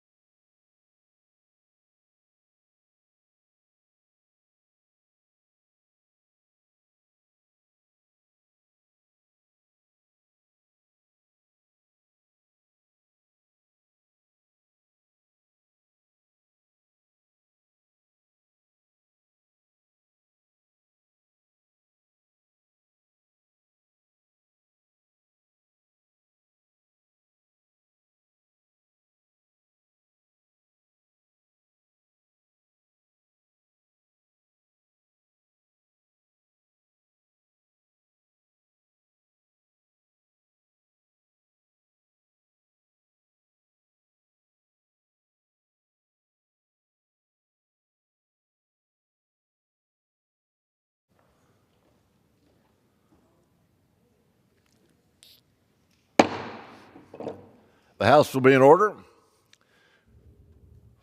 For what purpose does the gentleman from Missouri seek recognition? Mr. Speaker, pursuant to House Resolution 5, I call up the bill H.R. 33, the United States-Taiwan Expedited Double Tax Relief Act, and ask for its immediate consideration in the House. The clerk will report the title of the bill. H.R. 33, a bill to amend the Internal Revenue Code of 1986 to provide special rules for the taxation of certain residents of Taiwan with income from sources within the United States. Pursuant to House Resolution 5, the bill is considered read. The bill shall be debatable for 1 hour, equally divided, controlled by the majority leader and the minority leader or their respective designees. The gentleman from Missouri, Mr. Smith, and the gentlewoman from California, Ms. Chu, each will control 30 minutes. The chair recognizes the gentleman from Missouri. Thank you, Mr. Speaker. I ask unanimous consent that all members have 5 legislative days to revise and extend their remarks and submit material on the bill under consideration. Without objection. Mr. Speaker, I yield myself such time as I may consume. The gentleman is recognized. Mr. Speaker, I rise in strong support of the US-Taiwan Expedited Double Tax Relief Act, bipartisan legislation that will unleash more American manufacturing, investment, and jobs and help combat China's harmful influence. For too long, America has been too dependent on China. It comes at a high price as communities across this country lose jobs and live with little hope for the future. It also puts America's national security at risk. This bill before us establishes fair tax treatment for both American workers and businesses operating in Taiwan and puts Americans on equal footing with our competitors around the world. Enacting this legislation will help create jobs right here at home. U.S. exports to Taiwan support 188,000 American jobs, and Taiwanese investment in the United States supports another 21,000. Reducing burdens to Taiwanese investment in America will help aid in building new cutting-edge manufacturing plants staffed by American workers. It will help support our domestic semiconductor and chip manufacturing capabilities, securing strategic supply chains, and helping us further move away from China. Citizens and companies from countries like Great Britain, the European Union, Japan, Australia, and New Zealand all enjoy better tax treatment than Americans in Taiwan currently do. That's not right. In fact, the United States is Taiwan's largest trading partner without a tax treaty. Enhancing our relationship with Taiwan will strengthen the U.S. economy and our national security. Instead of leaving critical supply chains in the hands of the Chinese Communist Party, we need to be making more goods in America or in partnership with allies like Taiwan that share our interest to reduce our dependence on China. This legislation has strong bipartisan support. Last Congress, we took action in authorizing and establishing the first steps in a free trade agreement between the U.S. and Taiwan. As we continue to grow our economic relationship together, a tax treaty represents the logical next move. Advancing this legislation to President Trump's desk is the right thing to do for American workers and our economy as a whole. I want to thank Ranking Member Neal for helping lead this effort and introducing this legislation with me. Today, we are showing the world that American leaders are united in standing up for our workers and businesses. I urge all my colleagues to support this bill to help critical American manufacturing sectors and protect our national and economic security. The gentleman reserved. The gentlelady from California is recognized. Mr. Speaker, I yield myself as much time as I may consume. The gentlelady is recognized. I rise in strong support of H.R. 33, the United States-Taiwan Expedited Double Tax Relief Act. I want to thank Ranking Member Neal and Chairman Smith for working on this significant legislation, which was reported out of the Ways and Means Committee unanimously last Congress. I also want to thank Representative Susan Delbene, as well as Representatives Adrian Smith and Nicole Maliotakis for their partnership. Together, we introduced a resolution last Congress calling to advance legislation to address that barrier, the issue of double taxation on income earned in the United States and Taiwan. Today, Americans who do business in Taiwan and those from Taiwan who do business from America must pay income tax in both places on the same earnings. That hurts businesses of all sizes, as well as individuals who spend time in each market. For example, without a double tax treaty, workers from the United States who are sent to Taiwan to train for their job in a domestic chip facility can be taxed twice on the income they earn on the trip. The U.S. has eliminated this problem through bilateral income tax treaties with more than 60 countries, but not with Taiwan. And that is because of its unique political status, which prevents us from negotiating a traditional tax treaty. As a result, among our top 10 trading partners, only Taiwan lacks a double tax agreement. But we should forge an agreement, both because Taiwan is a leading democracy in Asia and because their investment in the United States supports at least 188,000 American jobs, including many in my Southern California district, home to one of the largest communities of people from Taiwan in the U.S. In 2023, I met with some of them here in Washington, D.C. to discuss the barrier posed by this double taxation. They told me stories of facing huge tax bills after doing business in both markets and having to curtail their cross-border investment as a result. The American Institute in Taiwan conducted a survey of Taiwanese companies with presence here in the United States, and 79% of them reported that double taxation of income is a considerable factor that prevents them from investing more in the U.S. But there is a solution, which is the legislation before us today. Specifically, this bill reduces the withholding of taxes and lays the groundwork for the Treasury Department to finalize the details of a permanent arrangement based on the model income tax treaty that we have with scores of other countries to mitigate double taxation, prevent abuse, allow for dispute resolution, and exchange key tax information that will help revenue authorities in both jurisdictions.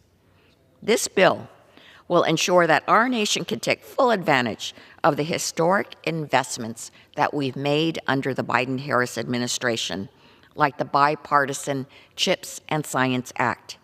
Because of that law, new chip fabs are under construction in places like Ohio and operational and producing chips in Arizona. But these factories are enormously complicated and expensive, and even with the billions of dollars in investments from the Department of Commerce, the math simply might not pencil out for our project if the company will be subject to double taxation as soon as they turn a profit. So from major chip companies to small businesses in Southern California and across the country, it's clear that mitigating double taxation between the U.S. and Taiwan is crucial.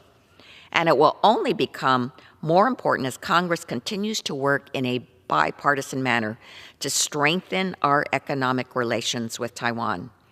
Last Congress, we approved the first phase of the US-Taiwan Initiative on 21st Century Trade, negotiated by USTR and TECRO. And I have expressed my support for going even further and negotiating a comprehensive bilateral trade agreement with Taiwan. To unlock the benefits made possible by our strengthening partnership, we must ensure that businesses are not at a competitive disadvantage. I reserve the balance of my time. The gentlelady reserved. The gentleman from Missouri is recognized. Thank you, Mr. Speaker. I yield as much time as he may consume to the gentleman from Pennsylvania, Mr. Kelly, the chairman of the Tax Subcommittee. The gentleman from Pennsylvania is recognized. Mr. Speaker, I rise today in support of H.R. 33, the US-Taiwan Expedited Double Tax Relief Act. This bill would be the first step in establishing an informal tax treaty with our ally Taiwan. Currently, Taiwan is our largest trading partner without a tax treaty. Through fair and reciprocal tax treatment, H.R. 33 would deepen our economic relationship with Taiwan, specifically our semiconductor and chip manufacturing industries, and secure strategic supply chains. America should not have to rely on foreign adversaries like China for our supply chains, and we can partner with better allies like Taiwan. If we've learned nothing from the pandemic, it's that we cannot rely on people who do not feel the same as we do to supply us with needed products. As the conflicts continue to rise across the globe, we must build our relationships with strong democracies like Taiwan. In recent years, we have watched China strengthen trade ties with nations across the globe, including American adversaries Iran and North Korea. China is also expanding its influence throughout the Western Hemisphere. The Monroe Doctrine in the Roosevelt Corollary stated very clearly back at the turn of the century of what could happen from the 1800s and going into 2000. And when you look at what's happening now, China now is at both ends of our Panama Canal. As you follow that 51 miles of the Panama Canal, China is on both sides of the canal. And they're saying, well, no, you don't understand. This is just for trade. Well, these can quickly be converted into something else. Look, as President Trump and I recently noted, the Panama Canal is a vital trade global route that includes 40% of all the U.S. container shipping. At some point, America must wake up to what is happening. We cannot rely on an adversary to supply us with needed goods, and then they make the decision of what they will send us or what they will not send us. Our ally in Taiwan, we need to have a stronger tie with them. I want to thank Chairman Ship, talking about shipping, I guess we can talk that way, but I want to thank Chairman Smith for sponsoring this critical piece of legislation. Listen, all my colleagues from Ways and Means are here to talk on the same subject, and we will continue this work to do this, but I think as we go into the 21st day of January, we'll see this incredible movement towards making America great again. So I want to thank again Chairman Smith for sponsoring this, and for my Ways and Means colleagues for their continuous work, and to Speaker Johnson for bringing this bill to the floor. I look forward to working with the Senate and President-elect Trump to get the bill signed into law. Thank you. I yield back. The gentlemanship yields back. The gentleman from Missouri reserves. The gentleman from California is recognized. I yield 2 minutes to the gentleman from Illinois, Congressman Davis. The gentleman from Illinois is recognized for 2 minutes. Thank you, Mr. Speaker, and I want to thank the gentlelady for yielding. I rise in support of H.R. 33, the United States-Taiwan Expedited Double Tax Relief Act. This bill represents a bilateral tax agreement that prevents doubling taxation on U.S. and Taiwan businesses and workers. This bill helps promote Taiwanese investment in the United States and job creation. The bill provides benefits to Taiwan residents similar to those provided in the 2016 U.S. Mild Tax Treaty. Importantly, these new provisions do not take effect until Taiwan offers American residents the same benefits. The bill H.R. 33 would strengthen trade relations, increase manufacturing production, boost innovation, and create economic growth for the U.S. and Taiwan, and allow our country to compete more effectively with China by increasing trade and business commerce in both goods and services. Mr. Speaker, I encourage all of my colleagues to vote yes for H.R. 33. It's good for Americans as well as Taiwanese and good for both countries. Thank you very much. And I yield back. The gentleman yields back. The gentleman from California reserves, and the gentleman from Missouri is recognized. Thank you. I yield as much time as he may consume to the gentleman from Illinois, Mr. LaHood, the chair of the Work and Welfare Subcommittee. The gentleman is recognized.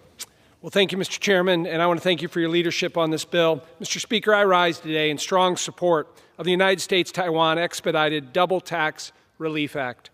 In today's global economy, it is customary for the United States to enter into tax treaties with like-minded allies to lessen potential double tax burdens and encourage cross-border investment. The United States currently has tax agreements with over 60 foreign tax jurisdictions. Yet, due to its unique political status, even as our 7th largest trading partner, we do not have a formal tax arrangement with Taiwan in place. This bipartisan legislation before us today would finally change that. This bill makes necessary changes to our tax code to provide much-needed certainty to businesses and workers between our two countries.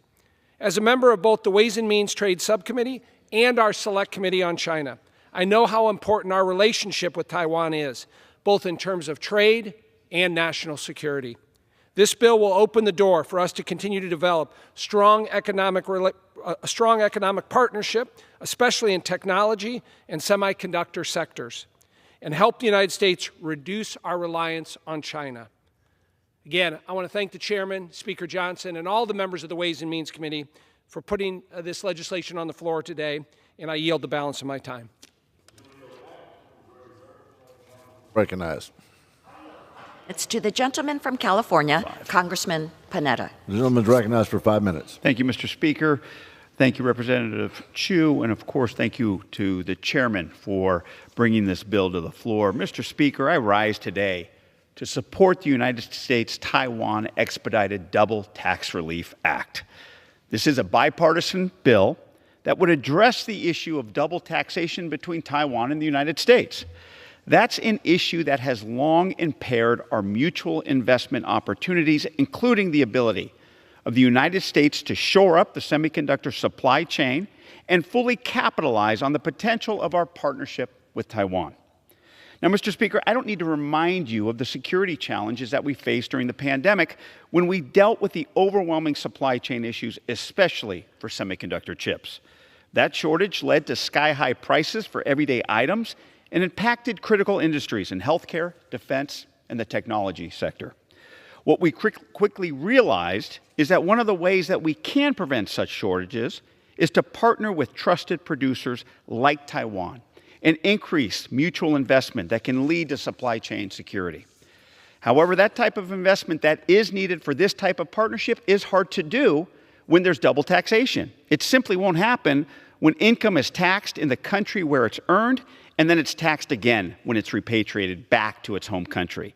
That's just not a recipe for investment, for partnership, for success, and for our security.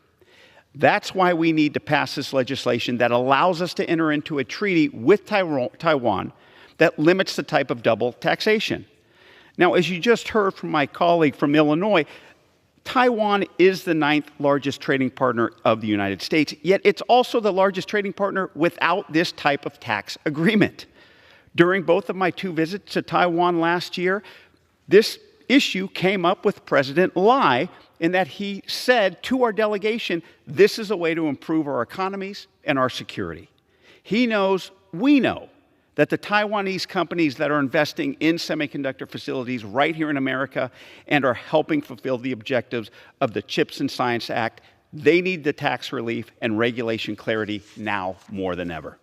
The bipartisan legislation that we are considering today would address this issue by setting a framework for such a treaty, reducing tax withholding rates, and providing clear guidelines for what is taxed, who is taxed, and when it's taxed.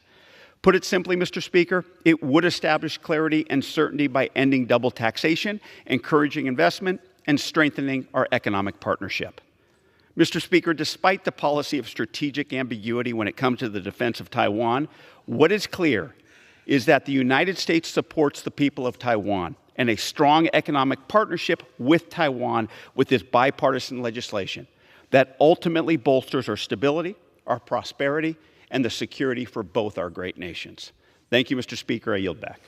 The gentleman from California yields back. The gentleman from California reserves. The gentleman from Missouri is recognized. Thank you. I yield as much time as she may consume to the gentle lady from West Virginia, Ms. Miller. The gentlelady is recognized. Thank you, Mr. Speaker, and thank you, Chairman Smith. Mr. Speaker, I rise today in support of H.R. 33.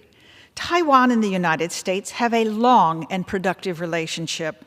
Last fall, I had the opportunity to visit Taipei and learn about the robust investments Taiwan is making right there in semiconductor manufacturing. Taiwanese companies are also making large investments right here in the United States. Ending double taxation between our two countries will be beneficial to both the American businesses in Taiwan and the Taiwanese businesses investing in the United States. I deeply value our continued partnership with our ally, Taiwan, and I know that this bill will go a long way to secure our economic relationship for years to come. As a member of the Trade Subcommittee, ensuring mutually beneficial relationships with our allies is very important to me. And of course, being a West Virginian, I always welcome our friends from Taiwan to come visit our beautiful state. I thank you, and I yield back my time. The gentlelady yields back. Gentleman reserved. Gentlelady from California is recognized. I yield 2 minutes to the gentlelady from the Virgin Islands, Congresswoman Plaskett. The gentlelady from the Virgin Islands is recognized for 2 minutes. Thank you, Mr. Speaker. I rise today in support of H.R. 33. This legislation, supported by the Biden-Harris administration, is an opportunity for the United States to strengthen its economic ties with Taiwan. H.R. 33 creates a new section within the tax code to facilitate mutual investment from the United States into Taiwan and vice versa by reducing double taxation traps for Taiwanese residents with income from sources within the United States. By removing these traps, H.R. 33 facilitates the creation of strong domestic semiconductor ecosystem, creates jobs, and incentivizes investments in semiconductor technology and our American economy. Securing our nation's position at the forefront of the chip manufacturing race is possible only if we constantly work to remove the barriers to developing American manufacturing, both in our tax code and regulatory environment. The United States and Taiwan have long shared a strong economic partnership powered by extensive two-way trade, and we must ensure that this partnership remains robust. It's critical that we work to improve our existing trade agreement with Taiwan and ensure that future trade agreements continue to facilitate the development of domestic American manufacturing. As elected officials, it's our responsibility to ensure the tax code works for the benefit of all. Supporting H.R. 33 makes certain our tax code reflects the values of fairness and trust. As a member in the 118th of the Intelligence Committee, I can tell you that this increased trade, both in the Pacific and viewed throughout the world, is helpful to America's strength. I yield back. The gentlelady yields back. The chair will receive a message. Mr. Speaker, messages from the President of the United States. Mr. Speaker. Madam Secretary. By the President of the United States to deliver to the House of Representatives messages in writing. The gentlelady from California reserved. The gentleman from Missouri is recognized. I yield as much time as he may consume to the gentleman from Oklahoma, Mr. Hearn. The gentleman from Oklahoma is recognized. Thank you, Mr. Chairman. Mr. Speaker, combating the CCP's malign influence across the globe demands strong partnerships and a sturdy backbone. Our partnership with Taiwan is critical to that goal. In 2023, I led a delegation to Taiwan where we met with former President Tsai and current President Lai. We saw firsthand the importance of the economic partnership between our great nations. A partnership meaningful not only in economic terms, but in the true friendship and goodwill we share, as well as our common values. Taiwan is fighting for the very thing that our founding fathers did, freedom and opportunity.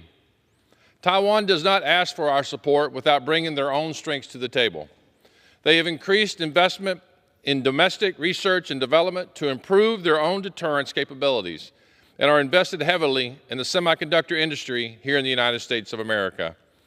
Unfortunately, without a formal tax treaty with Taiwan, double taxation is deterring further Taiwanese investments in the United States. This unique issue requires a unique solution. H.R. 33 will alleviate the double taxation burden and in turn bolster the U.S. supply chain. I'm proud to support H.R. 33 today and urge all of my colleagues to vote yes. I yield back. Gentleman yields back. Gentleman from Missouri reserves. Gentleman from California is recognized. I yield 1 minute to the gentleman from Massachusetts, Congressman Auchincloss. The gentleman is recognized for 1 minute. Mr. Speaker, I rise today in support of H.R. 33, the United States-Taiwan Expedited Double Tax Relief Act. This bill codifies the strong partnership between the United States and Taiwan by granting benefits to Taiwan's residents that invest in the United States without the undue burden of additional taxation. Taiwan's vibrant democracy and strong economy represent opportunity in the Indo-Pacific. In 2024, the United States was Taiwan's largest destination for its direct foreign investment, totaling more than $14 billion. To date, the United States has signed double taxation agreements with over 60 countries, including the People's Republic of China. It does not have one with Taiwan. The scope and severity of the threat from the Chinese Communist Party is crystallized in the Taiwan Strait, which is under constant harassment. The United States and Taiwan should help support each other's democracies through collaboration on countering disinformation and propaganda. We should go further to strengthen one another's economies through increased flows of trade and investment by negotiating expanded market access, common rules, and the end of this double taxation on Taiwanese investment in the United States. This is especially critical as we look to revive U.S. semiconductor manufacturing. As the United States seeks to strengthen our position in the Indo-Pacific, I yield an extra 30 seconds. The gentlelady yields to the gentleman the extra 30 seconds. The gentleman is recognized. I appreciate it. As the United States seeks to strengthen our position in the Indo-Pacific, let us commit to Taiwan as a long-term ally. I yield back. The gentleman yields back. The gentleman from California reserves. The gentleman from Missouri is recognized. Thank you. I yield as much time as he may consume to the gentleman from Texas, one of our newest members of the Ways and Means Committee, Mr. Moran. The gentleman from the great state of Texas is recognized. Thank you, Mr. Speaker. I rise in strong support of the United States-Taiwan Expedited Double Tax Relief Act. Taiwan companies in America, including those in critical semiconductor sectors, face double tax burdens due to the lack of a U.S.-Taiwan tax agreement. Taiwan is one of our largest trading partners without such a treaty, yet it supports more than 22,000 U.S. jobs and contributed $185 million to U.S. research in 2021. This bill addresses these issues by eliminating double taxation, reducing withholding tax rates, and clarifying residency rules. It strengthens our economic alliance with Taiwan, ensuring a reliable supply chain for semiconductors and reducing dependence on China and our adversaries. In my home state of Texas, Taiwanese tech companies are investing billions in advanced manufacturing, but double taxation threatens their ability to operate effectively. Today's bipartisan bill equips us to expand cross-border investment, safeguard critical supply chains, and push back against China's growing influence. Without this legislation, we risk alienating one of our strongest partners in the Indo-Pacific region, Taiwan. And we risk ceding more power to China in the Strait of Taiwan and isolating ourselves further on the global economic stage. That is simply unacceptable. This bill is critical to reaffirming our commitment to economic growth, national security, and the U.S.-Taiwan partnership. I urge my colleagues in Congress to support this vital legislation to do just that. With that, I yield back. Next yields back. The gentleman from Missouri reserved. The gentleman from California is recognized. I yield 2 minutes to the gentleman from California, Mr. Min. The gentleman from California is recognized for 2 minutes. Thank you, Mr. Speaker. I was just elected to represent California's 47th congressional district in the heart of Orange County, and we have quite a sizable Chinese American population. I've spoken with many constituents who are deeply concerned about the future of Taiwan, particularly in the face of increased aggression, a lot of rhetoric. And so I think it's important that we signal here that we're strengthening the relationship between our two countries. For the past 75 years, the United States and Taiwan have enjoyed a special relationship, one rooted in our shared values of freedom and democracy. That has also been bolstered by a strong national security relationship founded on Ronald Reagan's 6 assurances to Taiwan.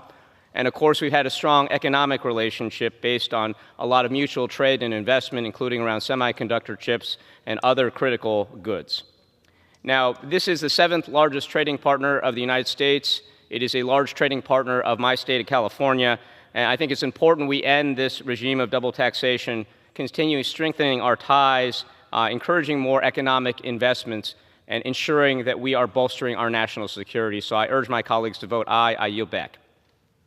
Bills back. Gentleman from California reserves. The gentleman from Missouri is recognized. Thank you, Mr. Speaker. I yield as much time as he may consume to the gentleman from Florida, one of the newest members as well to the Ways and Means Committee, Mr. Bean. The gentleman is recognized for 2 minutes. Thank you very much, Mr. Speaker, and thank you, Chairman Smith. Mr. Speaker, standing up to the Chinese Communist Party, it's a no-brainer. And standing up to Communist China means standing with Taiwan. Mr. Speaker, Taiwan's security and economic prosperity are important to the United States and the rest of the world. Why? Because if anything were to happen to Taiwan, the effect on the global economy would be devastating. Here are the numbers. Taiwan is the United States' 7th largest trading partner, 10th largest export market, and 8th largest source of imports. And yes, Taiwan is the biggest trading partner without a deal with the United States. Today, Taiwan is and will remain one of our most strategic partners and allies in the region. This is not only because of our shared values of democracy, peace, and freedom, but also our economic ties. As communist Chinese partners, as communist China continues to threaten America's interests, we must do all we can to strengthen our partnership with Taiwan. And that's why, Mr. Speaker, we need H.R. 33, the United States-Taiwan Expedited Double Tax Relief Act. I urge my colleagues to stand with me and support my friend from Missouri, Chairman Jason Smith, and his timely bill to strengthen our economic ties with Taiwan and empower Americans doing business in the country. The correct answer on H.R. 33 is a yes vote. Mr. Speaker, this bill makes it clear the United States stands with our economic ally and supports a strong and prosperous Taiwan. I yield back. Thank you, Mr. Bean. Thank you for the gentleman from Florida. The gentleman from Missouri is recognized. The gentleman reserves. The gentlewoman from California is recognized. Mr. Speaker, I reserve the balance of my time. From Missouri is recognized. Thank you, Mr. Speaker. I yield as much time as he may consume to the gentleman from Indiana, an additional new member of the Ways and Means Committee, Mr. Yocum. Thank you, Mr. Chairman. The gentleman from Indiana is recognized. I thank the gentleman. Mr. Speaker, I rise in strong support of the US-Taiwan Expedited Double Tax Relief Act. The EU, UK, Japan, Australia, and New Zealand are among the countries that have a tax treaty with Taiwan. The U.S. is not one of them. In fact, Taiwan is our largest trading partner and ally that isn't covered by a tax treaty. This puts American companies and citizens at a competitive disadvantage. The bill before us would level the playing field. It would incentivize Taiwan to provide tax benefits to Americans that are similar to those of a tax treaty. Once Taiwan has done so, the United States would provide those same benefits to Taiwan. Taiwan is a key partner in de-risking our supply chains away from China. Taiwanese investment already supports 21,000 American jobs and over $1.5 billion in American exports. Reducing double taxation will strengthen our partnership, increase bilateral investment, and create jobs. I want to thank Chairman Smith and Ranking Member Neal for their leadership on this issue. I urge my colleagues to support this bill, and I yield back. The gentleman from Missouri reserves. The gentleman from California has 16 minutes remaining. Mr. Speaker, I reserve the balance of my time. The gentlewoman reserves. The gentleman from Missouri is recognized. Thank you. I yield as much time as he may consume to the gentleman from Nebraska, Mr. Smith, the chairman of the Subcommittee on Trade. The gentleman is recognized. Thank you, Mr. Speaker. Thank you, Mr. Chairman. I rise today, obviously, in support of the U.S.-Taiwan Expedited Double Tax Relief Act. The bill, as we've been hearing, would align the tax treatment of income earned in the U.S. by Taiwanese residents and businesses with that of any other foreign national from a country with whom the United States has a tax treaty, preventing the double taxation of Taiwanese residents and businesses engaging in business with Americans. Taiwan, we know, is an important and strategic ally in the Indo-Pacific region, a democratic success story, I might add a lowercase, a democratic success story, but we know that it's the 8th largest trading partner to our country. U.S. exports to Taiwan support hundreds of thousands of American jobs, and cumulative Taiwanese investment in the U.S. totals more than $137 billion. Taiwan also plays a critical role in our technology supply chains, as we've been hearing, and is certainly a key national security partner. Despite this, on the list of the 66 countries the U.S. currently has income tax treaties with, including China, Taiwan is conspicuously absent. Eliminating the undue double taxation of Taiwanese residents and businesses promotes economic efficiency and integration, strengthens our strategic partnership with Taiwan, and reinforces the long-term economic stability American businesses and our trusted allies need to invest for the future and combat the influence of bad actors. In the face of regular threats to its security and economic stability by a predatory adversary, Taiwan and its people have called on us to live up to our commitment as a strategic partner and friend to freedom-loving nations. This is a good bill which delivers an overdue solution to an issue which has strong bipartisan support. I appreciate the discussions that we've been having here today. This strengthens ties that we have with a trusted ally as well. I strongly encourage all my colleagues to support the bill. Thank you. I yield back the balance of my time. The gentleman reserves. Thank you, Mr. Speaker. We are prepared to close. The gentleman reserves. The gentleman from California is recognized. Yeah, Mr. Speaker, I have no further speakers, and I'm prepared to close. The gentlewoman from California is recognized. Taiwan is the only one of our top 10 trading partners with whom we do not have an income tax agreement, and we need to solve this problem by taking advantage of our robust and growing economic partnership. That's why the Ways and Means Committee favorably reported this bill in a unanimous bipartisan vote last Congress. I enthusiastically support this legislation, and I urge my colleagues to vote yes. I yield back. The gentlelady yields. The gentleman from Missouri is recognized. Thank you, Mr. Speaker. To continue to rely on China for critical items like semiconductors and chips is very dangerous. There is no reason America can't make those same items. This bipartisan bill will remove unfair tax barriers for American workers and businesses, strengthen our nation's manufacturing base, and grow jobs right here at home. The United States is Taiwan's largest trading partner without a tax treaty, and that means American workers are at a disadvantage. If the relationship between the United States and Taiwan is to serve as a defense against China, our workers must be on equal footing with one another. I hope my colleagues will join me in supporting this critical bill that will shift control over our economy away from China and back toward American workers and businesses.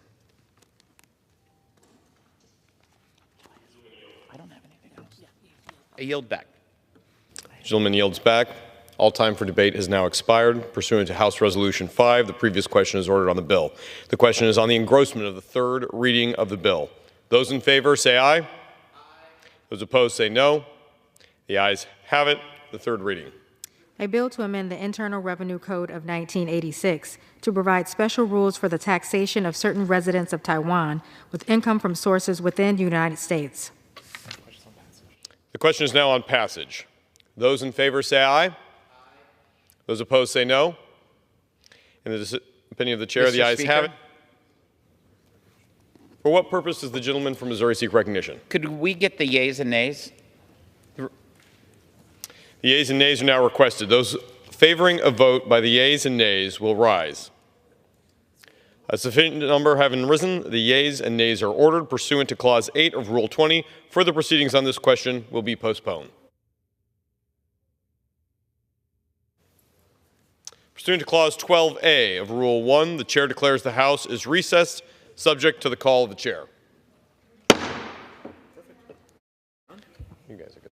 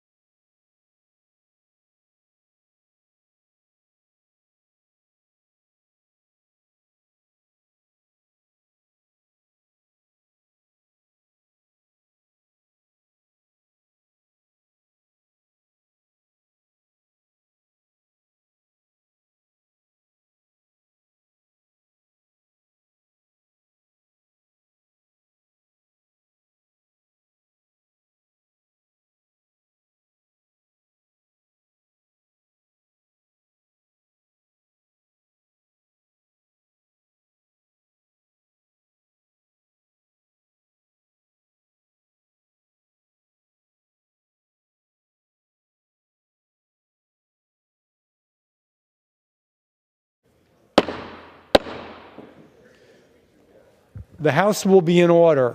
Proceedings will resume on questions previously postponed. Votes will be taken in the following order. Motions to suspend the rules and pass H.R. 164 and H.R. 144 and passage of H.R. 33. The first electronic vote will be conducted as a 15-minute vote. Pursuant to Clause 9 of Rule 20, remaining electronic votes will be conducted as 5-minute votes.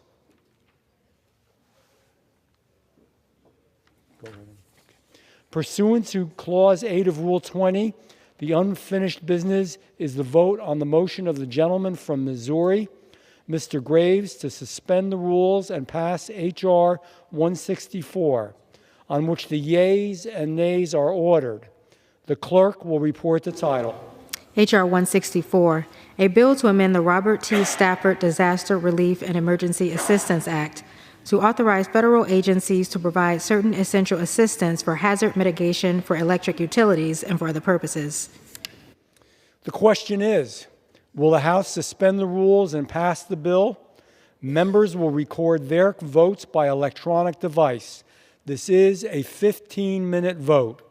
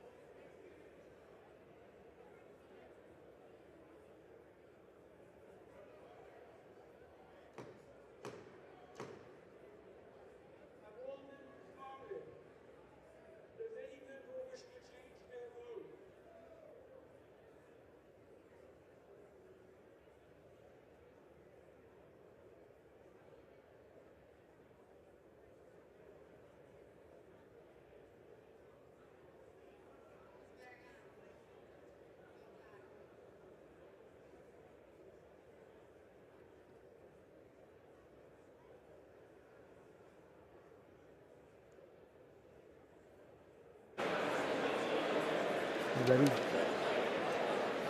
On this vote, the yeas are 411. The nays are 2. 2/3 being in the affirmative.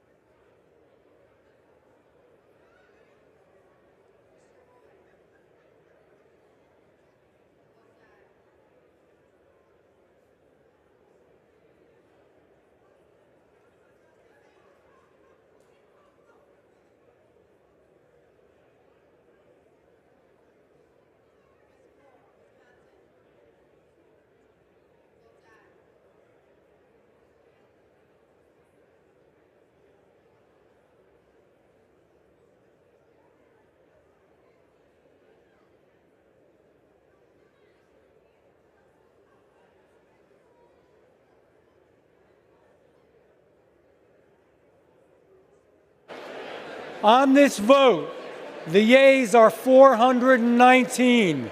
The nays are 2. 2/3 being in the affirmative.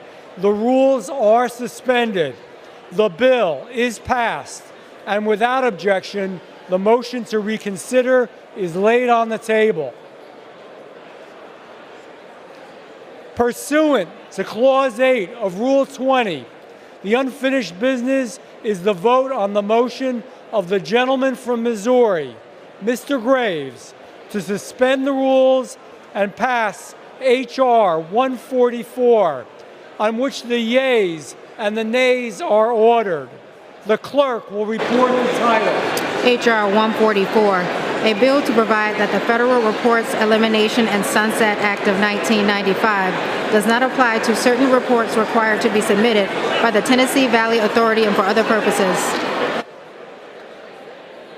The question is, will the House suspend the rules and pass the bill? Members will record their vote by electronic device. This is a 5-minute vote.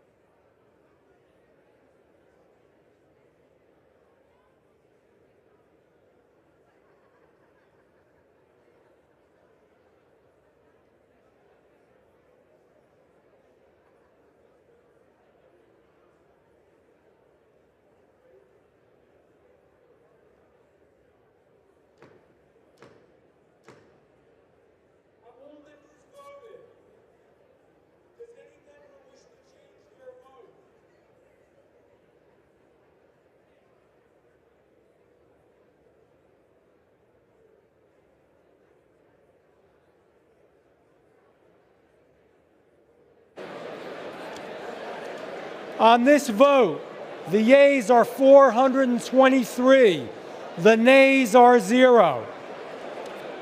2/3 being in the affirmative, the rules are suspended. The bill is passed. And without objection, the motion to reconsider is laid on the table. Pursuant to Clause 8 of Rule 20, the unfinished business is the vote on passage of H.R. 33, on which the yeas and the nays are ordered. The clerk will report the title of the bill. H.R. 33, a bill to amend the Internal Revenue Code of 1986 to provide special rules for the taxation of certain residents of Taiwan with income from sources within the United States. The question is on the passage of the bill.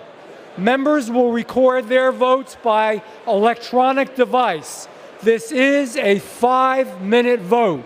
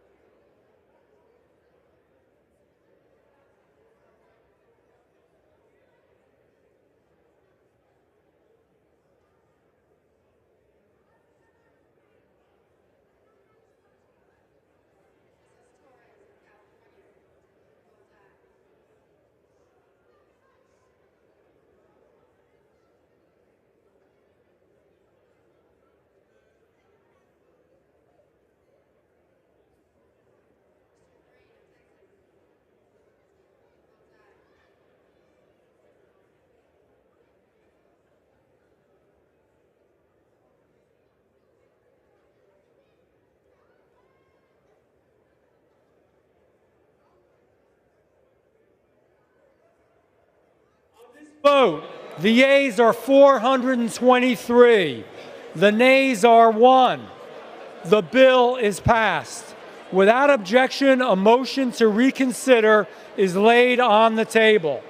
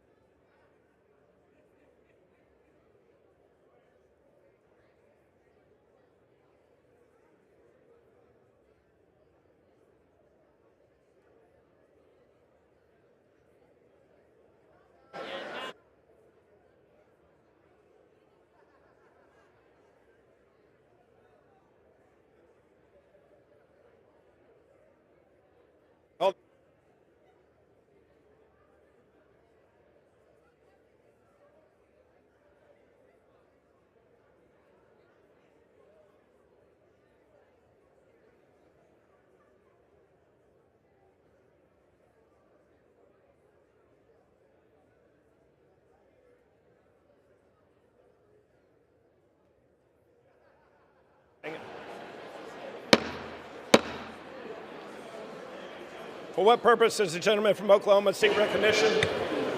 Mr. Speaker, by direction of the Republican Conference, I send to a desk a privileged resolution and ask for its immediate consideration. The clerk will report the resolution. House Resolution 42.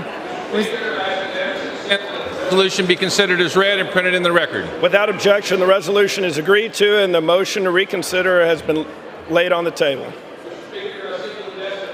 Resolution and ask for its immediate consideration. The clerk will report. Clerk will report the resolution. House Resolution 43. Resolved that at 10:30 a.m. on Monday, January 20th, 2025, the House shall proceed to the west front of the Capitol for the purpose of attending the inaugural ceremonies of the President and Vice President of the United States, and that upon the conclusion of the ceremonies, the House stands adjourned until noon on Tuesday, January 21st, 2025 for morning hour debate and 2 p.m. for legislative business. Without objection, the resolution is agreed to and the motion to reconsider is laid on the table. For what purpose does the gentleman from California seek recognition? Mr. Speaker, by direction of the Democratic Caucus, I offer a privileged resolution and ask for its immediate consideration. The clerk will report the resolution. House Resolution 44. Resolved. Mr. Speaker, I ask unanimous consent that the resolution be considered as read. Without objection, the resolution is agreed to and the motion to reconsider is laid on the table. For what purpose does the gentleman from Florida seek recognition? Mr. Speaker, I hereby remove my name as co-sponsor of H.R. 361. The request is granted.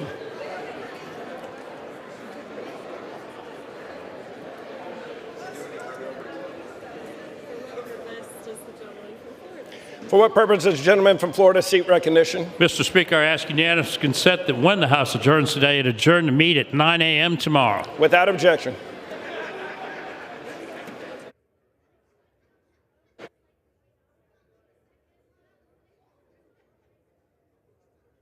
The chair lays before the House a message.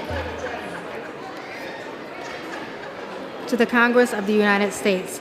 Section 202D of the National Emergencies Act, 50 United States Code 1622D, provides for the automatic termination of a national emergency unless, within 90 days prior to the anniversary date of its declaration, the President publishes in the Federal Register and transmits to the Congress a notice stating that the emergency is to continue in effect beyond the anniversary date. In accordance with this provision, I have sent to the Federal Register for publication the enclosed notice stating that the national emergency with respect to the widespread humanitarian crisis in Afghanistan and the potential for a deepening economic collapse in Afghanistan declared in Executive Order 14064 of February 11, 2022, is to continue in effect beyond February 11, 2025.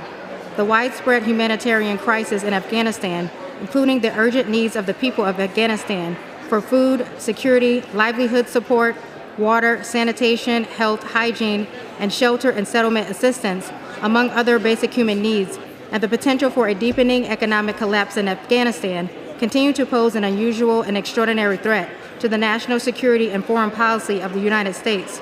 In addition, the preservation of certain property of Da Afghanistan Bank, DAB, held in the United States by United States financial institutions is of the utmost importance to addressing this national emergency and the welfare of the people of Afghanistan.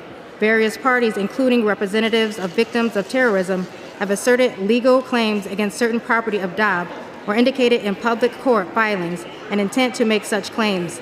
This property is blocked under Executive Order 14064.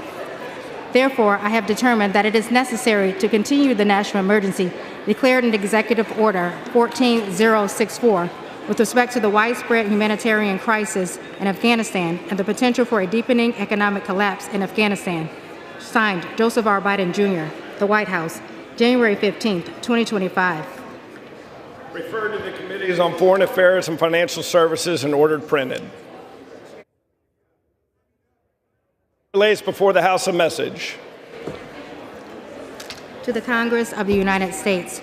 Pursuant to the International Emergency Economic Powers Act, 50 United States Code 1701 et sec, the National Emergencies Act, 50 United States Code 1601 et sec, and Section 301 of Title III United States Code, I hereby report that I have issued an executive order to take additional steps with respect to the national emergency declared in Executive Order 13894 of October 14, 2019, blocking property and suspending entry of certain persons contributing to the situation in Syria.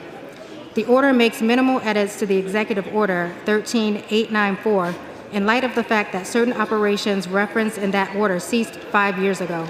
In particular, under the amended order, the United States may still sanction any person determined to be responsible for or complicit in, or to have directly or indirectly engaged in, or attempted to engage in actions or policies that further threaten the peace, security, stability, or territorial integrity of Syria, or the commission of serious human rights abuse. I am enclosing a copy of the executive order I have issued. Signed sincerely, Joseph R. Biden, Jr., The White House, January 15, 2025. Referred to the Committee on Foreign Affairs and reported ordered printed.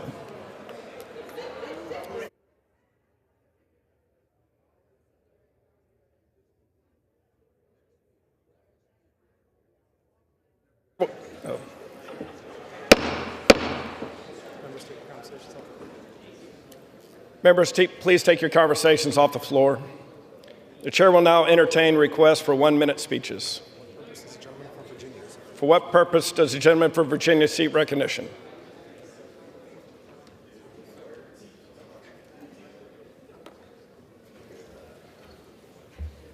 Mr. Speaker, I ask unanimous consent to address the House for 1 minute and to revise and extend my remarks. Without objection, the gentleman from Virginia is recognized for 1 minute.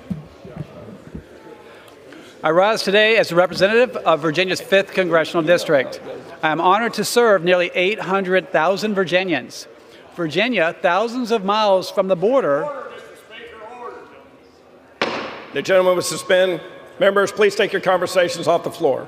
Should I start over? Start all over? The gentleman is recognized. I'm going to start over. Okay. Start over. All right, here we go. I rise today as a representative of Virginia's 5th Congressional District. I'm honored to serve nearly 800,000 Virginians. Virginia, thousands of miles from the border, is a border state.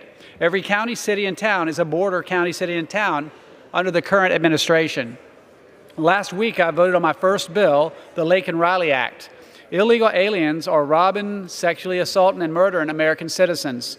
This bill detains illegal immigrants who commit additional crimes like theft until they get deported. Laken had a bright future, but her life was cut short when an illegal alien murdered her while she was jogging one morning. She fought and did everything right. The perpetrator kept getting released from jail because of weak America Last policies. I was proud to vote in favor for this legislation introduced by my good friend, Congressman Mike Collins from Georgia, who is empowering law enforcement to do their job. And with that, I yield back. The gentleman yields.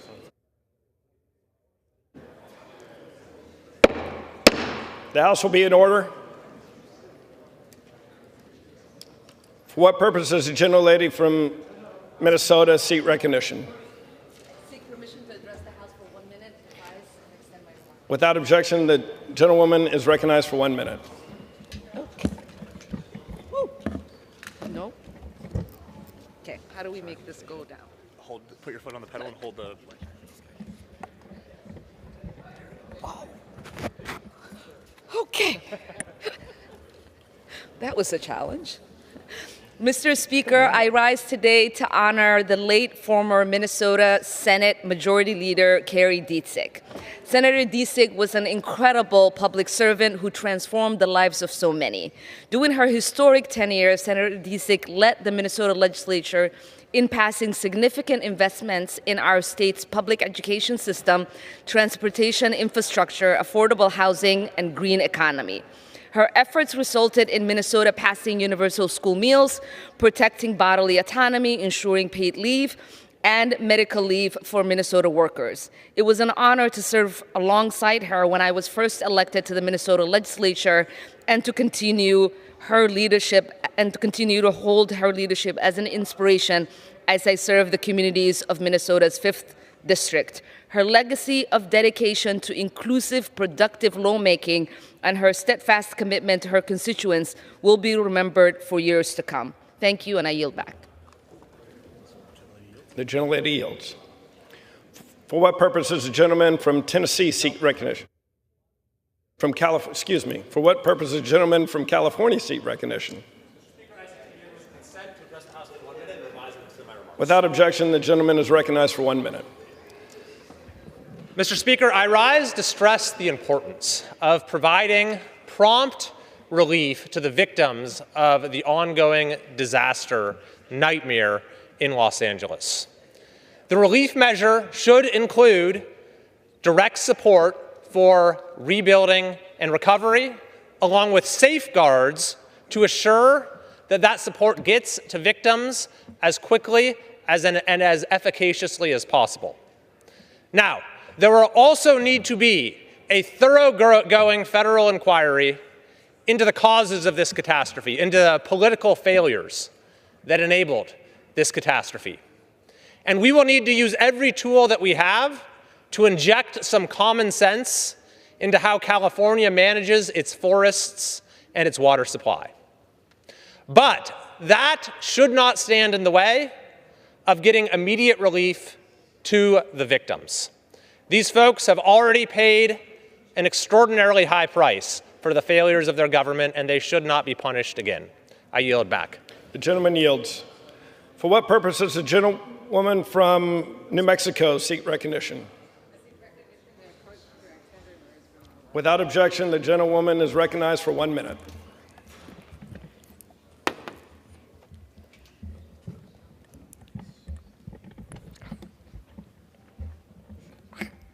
It's not going round. Thank you.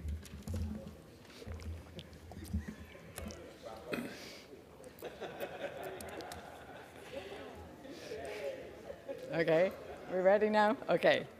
Gentlelady is recognized. This image could be from the California wildfires, but it's not.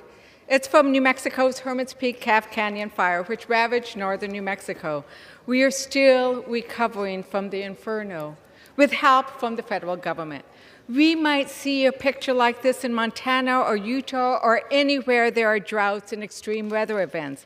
When disaster hit New Mexico, my colleagues supported our state, including recently Speaker Johnson and my Republican friends. I am grateful that we acted as one. When hurricanes hit North Carolina, Florida, and Georgia, we supported the recovery in those states without conditions because that's what we do. Americans don't turn their backs on each other. That should not change with California. They need our help. New Mexican firefighters are there helping. Congress must help too, without placing conditions on emergency disaster aid. Let's act as one United States in face of this disaster. Mr. Speaker, I yield back. The gentlewoman yields. For what purpose does the gentleman from Tennessee seek recognition? Thank you, Mr. Speaker. I seek unanimous consent to address the House for 1 minute and to revise and extend my remarks. Without objection, the gentleman is recognized for 1 minute. Thank you, Mr. Speaker. I want to congratulate and recognize the incredible return of my good friend, Mr. Mike Keith, as the next voice of the Vols to the University of Tennessee's Vol Radio Network. Born in Knoxville and raised in Franklin, Mike started his career as WUTK sports director in 1986, where he provided dynamic play-by-plays and captivating sports analysis. Months after his initial appointment, he was hired by the legendary John Ward. Mike soon became the voice of the baseball Vols from 1992 to 1998, where it's not in my notes, but I will note that I did throw out the first pitch one time, and they said it was incredibly accurate and incredibly fast. Mike's career did not stop there, nor did his hard work. In 1999, Mike took over the play-by-play duties for the Tennessee Titans, with his career as an NFL broadcaster spanning a quarter century. Mike's accolades speak for themselves. He is a member of 5 Halls of Fame, including the Tennessee Sports Hall of Fame, the TSSAA Hall of Fame, the BGA Hall of Fame, Tennessee Radio Hall of Fame, and University of Tennessee's Baseball Hall of Fame, and being named Tennessee Sportscaster of the Year 12 times. Mike has now returned to Rocky Top as the lead play-by-play announcer for UT's football and men's basketball games. He is a pioneer of radio broadcasting and represents his alma mater well. Mike, congratulations on your return, and go Big Orange. Thank you, Mr. Speaker. I yield the remainder of my time. The gentleman yields. For what purpose does the gentleman from Louisiana seek recognition? I ask unanimous consent to address the House for 1 minute and to revise and extend my remarks. Without objection, the gentleman is recognized for 1 minute.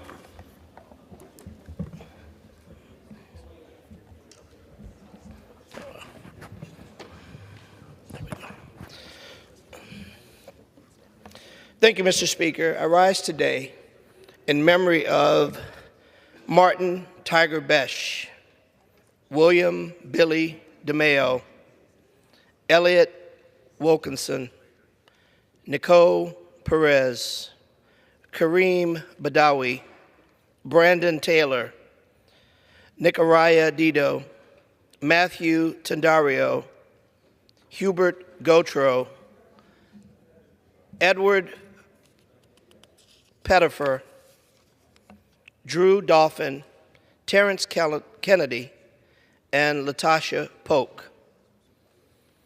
These precious lives were taken from us far too soon. We honor them, not just as names, but as fathers, mothers, children, and friends who brought light to New Orleans and to this world.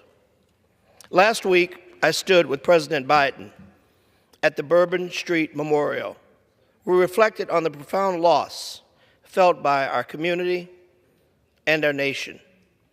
In the quiet of St. Louis Cathedral, we lit candles and prayed for healing, for the injured survivors, for the grieving families, and for a city shaken but not broken. This was not just an attack on New Orleans. It was an assault on our shared humanity, our spirit of joy, and our enduring strength. Let me be clear.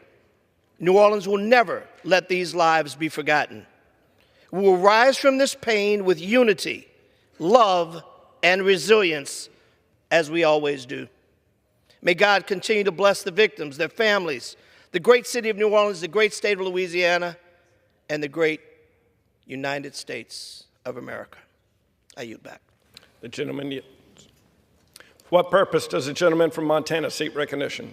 Mr. Speaker, I ask unanimous consent to address the House for 1 minute and to revise and extend my remarks. Without objection, the gentleman is recognized for 1 minute. Mr. Speaker, I rise today to recognize the first responders of Montana's 2nd Congressional District who are sacrificing time and treasure to combat the ongoing wildfires in Southern California. Firefighters from Columbus and Red Lodge are joining groups like the Billings Flying Service and other crews and individuals from across the state to help those in need. I applaud the leadership of these groups, including Columbus Fire Rescue Chief Rich Cowger and Red Lodge Fire Rescue Chief Tom Kuntz, for setting an example of service before self.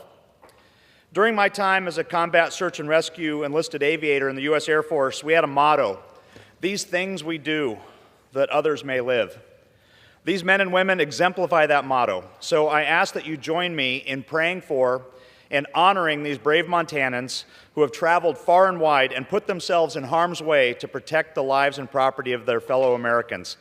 God bless and Godspeed to these heroes. I yield back. The gentleman yields. For what purpose does the gentleman from California seek recognition? Mr. Speaker, I ask unanimous consent to address the House for 1 minute and revise and extend my remarks. Without objection, the gentleman is recognized for 1 minute.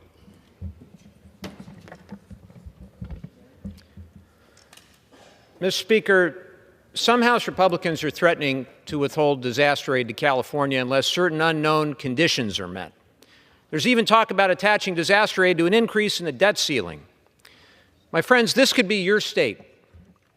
Never in our nation's history has the federal government placed such politically driven conditions on disaster aid to its own citizens.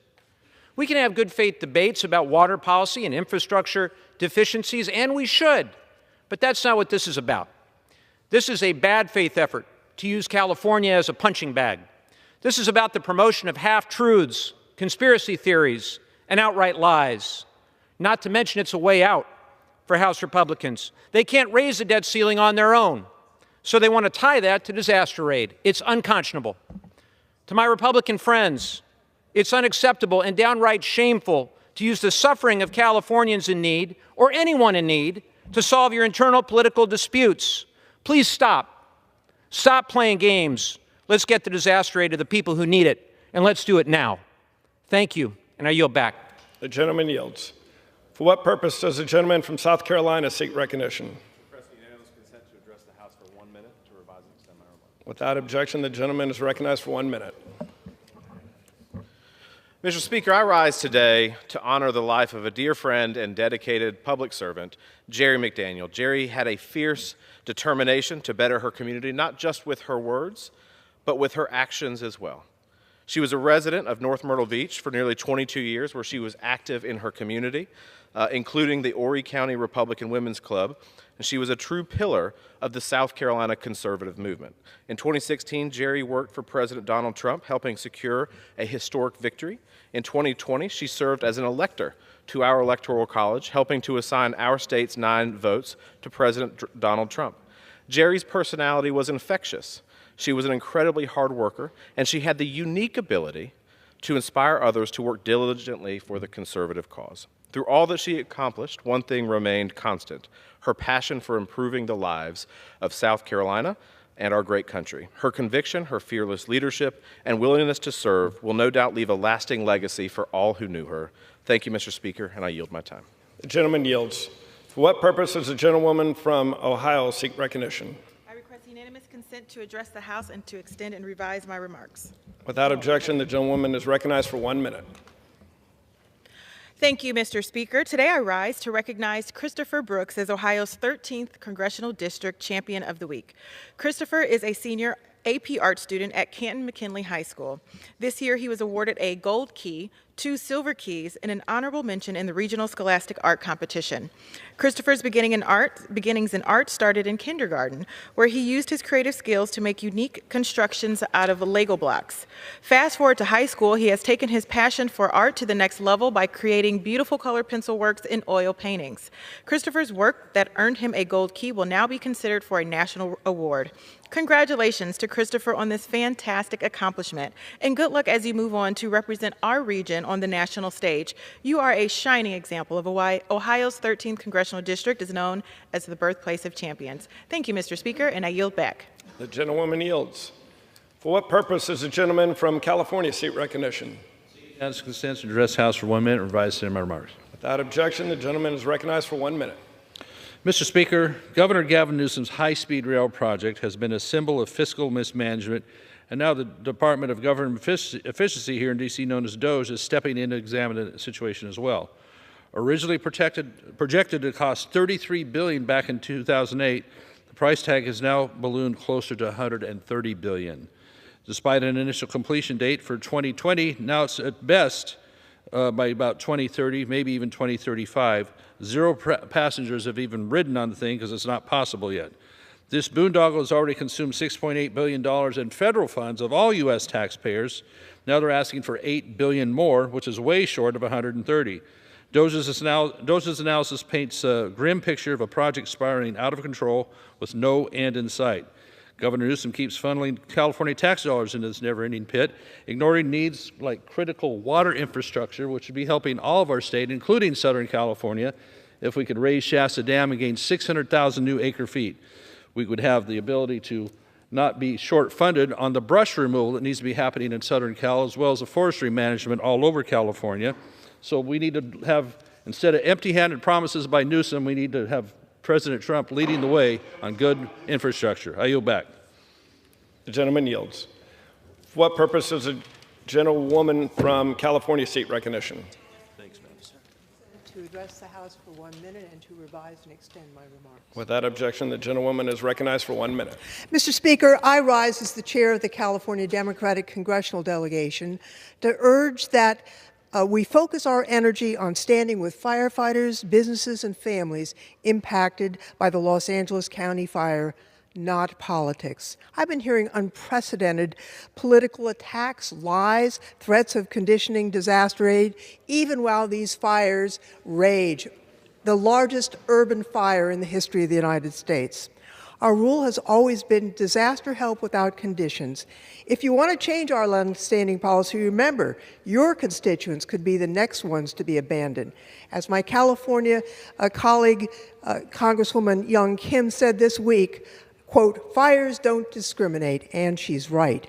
In December, when disaster aid went to victims in Republican-led states, including North Carolina, South Carolina, Arkansas, Florida, Democrats overwhelmingly voted for that aid. Mr. Speaker, we didn't discriminate then, and we must not discriminate now during Californians' time of need. Now I yield back. The gentlewoman yields. For what purpose does a gentleman from Utah seek recognition? Mr. Speaker, I ask unanimous consent to address the House for 1 minute and to revise and extend my remarks. Without objection, the gentleman is recognized for 1 minute. Mr. Speaker and colleagues, I rise today to introduce myself as I undertake this awesome responsibility to serve the citizens of Utah's 3rd Congressional District. My name is Mike Kennedy, and I am both a physician and an attorney. As a doctor, I'm a trained listener. As a lawyer, I'm a trained advocate. As a legislator, I intend to honor the promises I made to my constituents when I asked for their votes, to take seriously the problems we confront, which include a porous border and a massive national debt. I will be a foe to those who would work to turn the people over to the government, and a friend to those who will turn the government over to the people. Our common oath when we begin this service is to defend the Constitution against all enemies, foreign and domestic. It is a call to actively search for all that unites us in our common citizenship without fear or favor. The vision of our founders that we be one nation under God, indivisible, with liberty and justice for all, burns brightly in me and will be my daily touchstone as I do the work of the people. Let us go forward with renewed energy to keep all that makes America the great country that we know it to be. Thank you, Mr. Speaker. I yield back. The gentleman yields. For what purpose does a gentlewoman from California seek recognition? Revise and extend my. Without objection, the gentlewoman is recognized for 1 minute. Thank you, Mr. Speaker. I rise today filled with immense pride and gratitude for the incredible bravery and dedication of our 911 dispatchers, first responders, and firefighters across California. These men and women, many of whom work around the clock, have been on the front lines fighting tirelessly to protect our homes and communities from devastating impact of the ongoing fires. I am also deeply proud of the way our communities have come together, from local volunteers to neighbors checking on one another and organizations offering aid. California's spirit of unity and resilience shines brighter than ever. And as we continue to navigate these difficult times, I urge my colleagues to not play politics and ensure we provide the disaster relief and aid to California that California deserves and needs now more than ever. Thank you, Mr. Speaker, and I yield back. The gentlewoman yields. For what purpose does the gentlewoman from Florida seek recognition? Without objection, the gentlewoman is recognized for 1 minute. Thank you, Mr. Speaker. Mr. Speaker, I rise to honor a treasured Florida statesman, the Honorable Governor Kenneth Buddy McKay. Today, his hometown and family will celebrate this compassionate fighter who served 26 years in the State House and Senate, Congress, as Florida's lieutenant governor and briefly as governor. A righteous fighter for what he believed in, he fought the cross-Florida barge canal and defended a fellow University of Florida classmate from racist taunts. When others of his generation saw an issue to exploit, Buddy remained steadfast to protect civil rights, reproductive freedoms, and our precious ecosystem. Political foes used his decency against him, but Buddy McKay remained a man of principle. He was a proud liberal who never abandoned causes that helped the less fortunate, even if it cost him votes. I came of age watching Buddy McKay masterly maneuver against powerful adversaries and work tirelessly behind the scenes to help people. Buddy McKay involved all the values of decency and honesty, and his public service legacy is a model we desperately need. May his memory be for a blessing. I yield back the balance of my time. The gentlewoman yields. For what purpose does the gentlewoman from Florida seek recognition?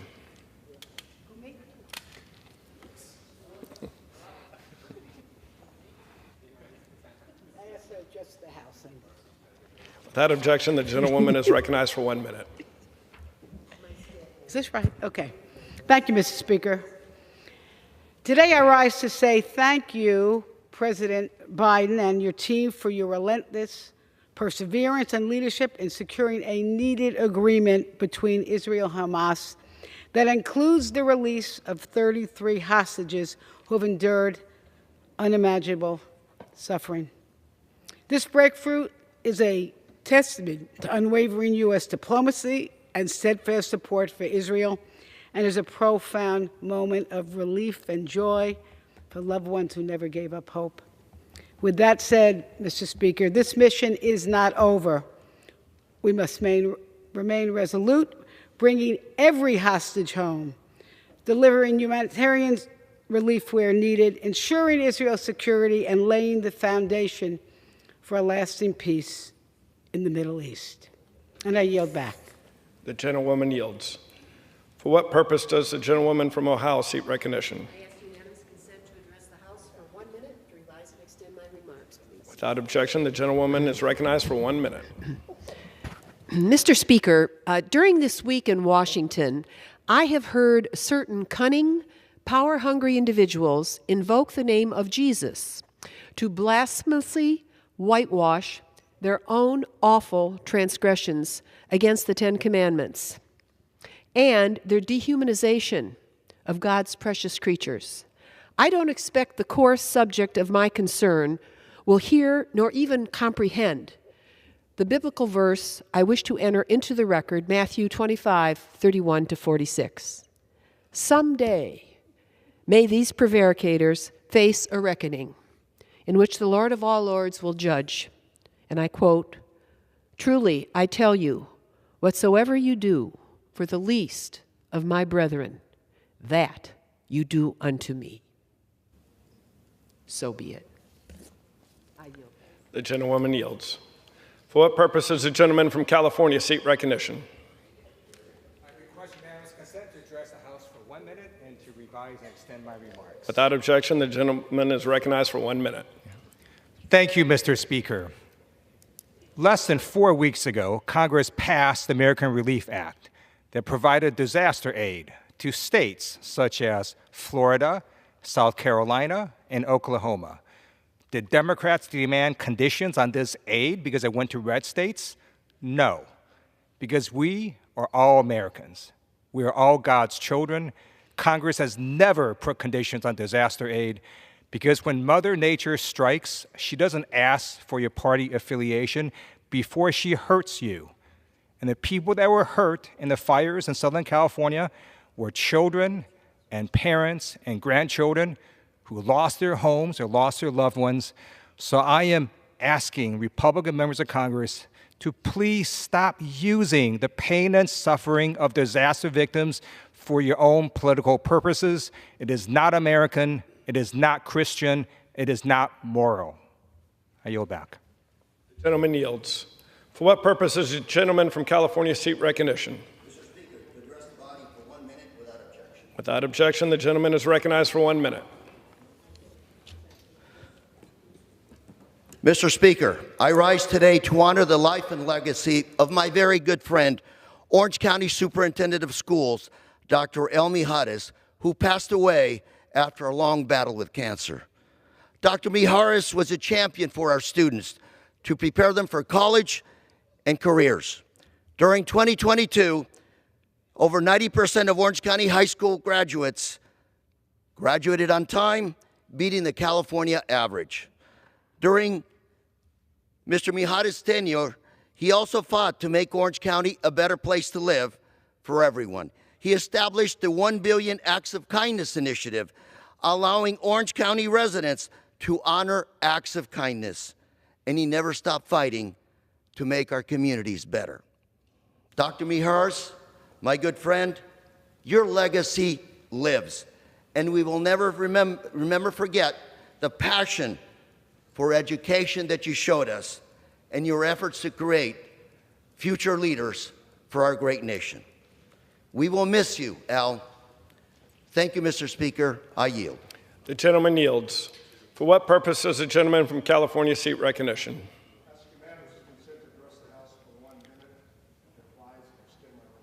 Without objection, the gentleman is recognized for 1 minute. Mr. Speaker, I rise today to talk about Americans who are hurting, that have been suffering over the last 10 days as a result of the fires that have occurred in Los Angeles, the South Coast Basin. What we're talking about is the moral imperative of what America has always done to help those American people when they're in need, whether it's hurricanes, tornadoes, flooding, earthquakes, fires, natural disasters that of every kind you can imagine. The wildfires that have ravaged Los Angeles and the South Coast Basin have burned over 40,000 acres, 12,000 buildings destroyed, and 24 lives lost and counting, and there certainly will be more. That's more than 30,000 football fields. Think about it, the pain, the suffering, the social and the economic losses from homes to businesses to churches and synagogues, people's way of life. I'm appalled to hear that some of my Republican friends are openly discussing conditioning wildfire relief upon their partisan agendas. That's wrong. We should not forget that over $120 million in hurricane relief was provided to the state of Louisiana when they needed it over the last 20 years. Humanity must always take precedence over partisanship. I yield back the balance of my time. The gentleman yields. For what purpose does the gentleman from California seek recognition? Seek unanimous consent to address the House for 1 minute and revise and extend my remarks. Without question, the gentleman is recognized for 1 minute. My name is Dave Menn, and I was just elected to represent the 47th Congressional District in Orange County, California, just south of the fires. And while we are not affected by these, we are subject to the same fire risks on a year-by-year basis. And what we're seeing right now is a biblical level disaster in California. The scope of this devastation is unprecedented. And now, as has been mentioned before, is a time when we need to come together, understanding that with climate change, we are going to continue seeing biblical level events going forward. Now, when we've had past disasters, whether hurricanes in southeastern United States, Florida, the Gulf Coast, tornadoes, flooding, and yes, wildfires, we have stepped up. The people of Southern California have stepped up to help those in need. That is the American way. That's the California way. And what is being proposed right now in tying conditions to aid is un-American. It is despicable. It's pathetic. We have never done this before. And I urge my Republican colleagues to think about the precedent they will be setting if they set conditions, political conditions, to this aid. Because the next time a disaster strikes, it could be your district, your area, and you do not want to set this precedent right now. People are struggling. Thousands of firefighters are exhausted. We need your help. I yield back the remainder of my time. The gentleman yields. For what purpose does the gentlewoman from Vermont seek recognition? Without objection, the gentlewoman is recognized for 1 minute.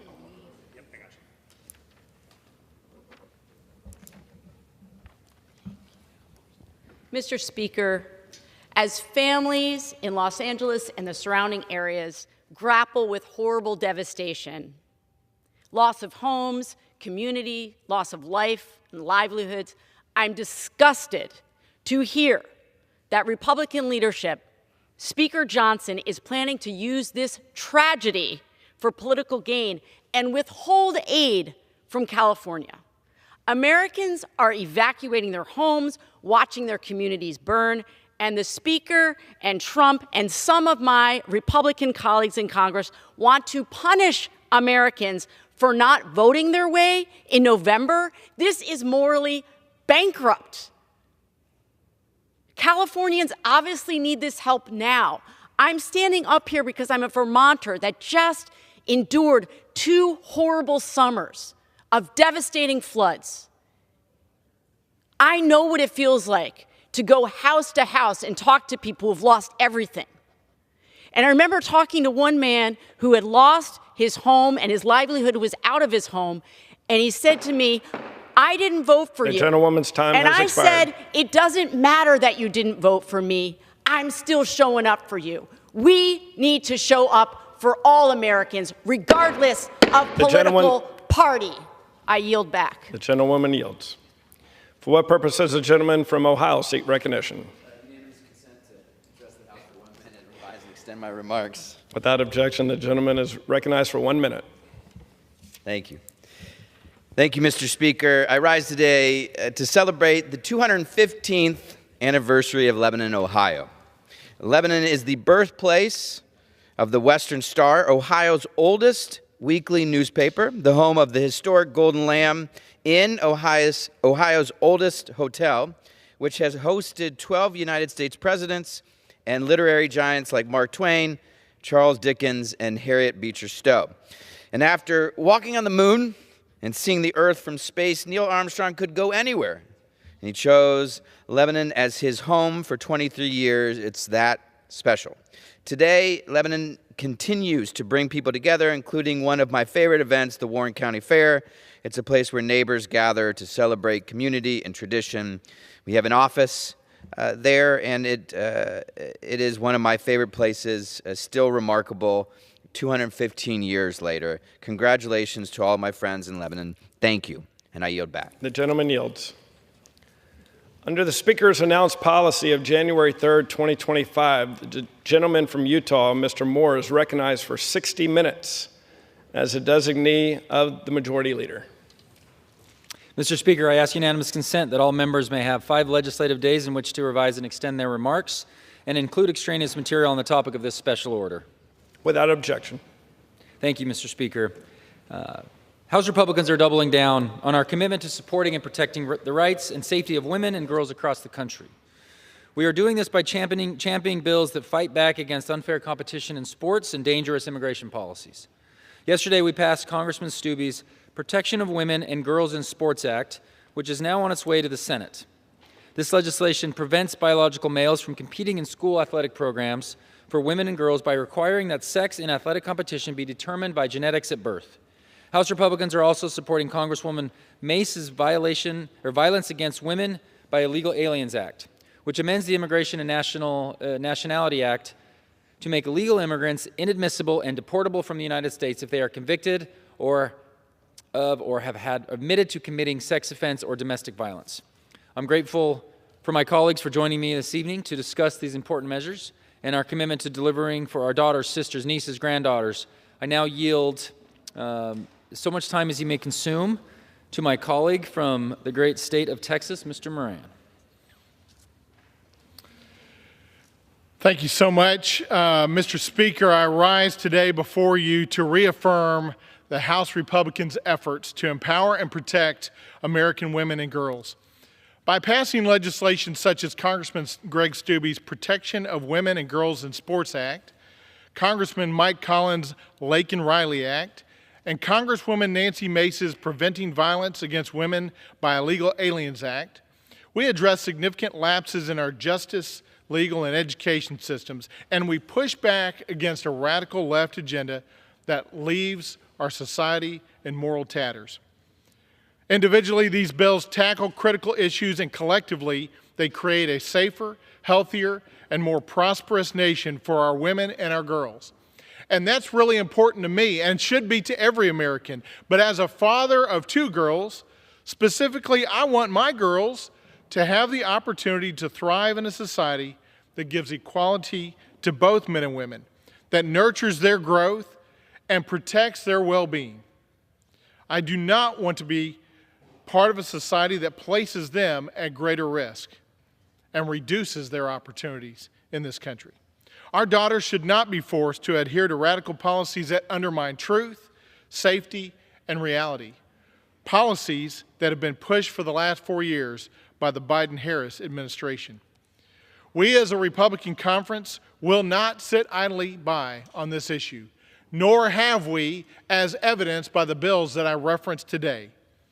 So let me personally thank again Congressman Steele, Congressman Collins, and Congresswoman Mace for their dedication to protecting my 2 daughters and every daughter and mother and sister across this nation. Thank you, Mr. Speaker. I yield back. Thank you to the gentleman from Texas. Appreciate your remarks. And of course, welcome to the best committee in Congress. Excited to have you on team. Next, again, thank you to my colleagues for being willing to carve out time in their schedules to come down and share this message. I yield so much time as she may consume to the much new and improved representative from the great state of North Dakota, Ms. Fedorchak. Thank you. Mr. Speaker, I am proud to represent all North Dakotans in the United States House of Representatives. This is my first speech on the House floor, and I want to take this opportunity to tell you a little bit about our state and what I hope to accomplish during the 119th Congress. North Dakotans are hardworking, independent, resourceful people who are dedicated to their faith, families, and communities. From Abercrombie to Zap and every place in between, North Dakotans show up every day, regardless of rain, snow, or sub-zero temperatures. That's what I'll do here. Our biggest industries in North Dakota are agriculture and energy, and we're very proud of those.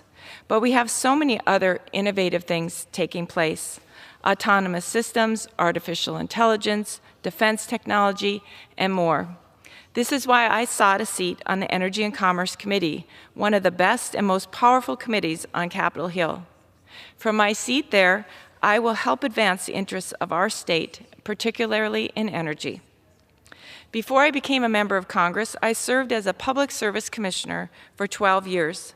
I regulated 5 multi-state monopoly utilities, permitted $15 billion worth of new energy infrastructure, and advocated for market rules and policies to support reliable and affordable energy resources. I saw firsthand the challenges to our energy policy and the direct and dire consequences it has. North Dakotans, and Americans too, have also seen the impacts of these policies in the prices they pay at the grocery store, at the gas pump, and to power their homes. American energy reliability, affordability, sustainability, and security is the weakest it has been in years. Take yesterday's action by the Biden administration to lock up millions of acres of oil, gas, and coal leases in North Dakota through the Bureau of Land Management's Resource Management Plan for the state. This is absolutely the wrong direction.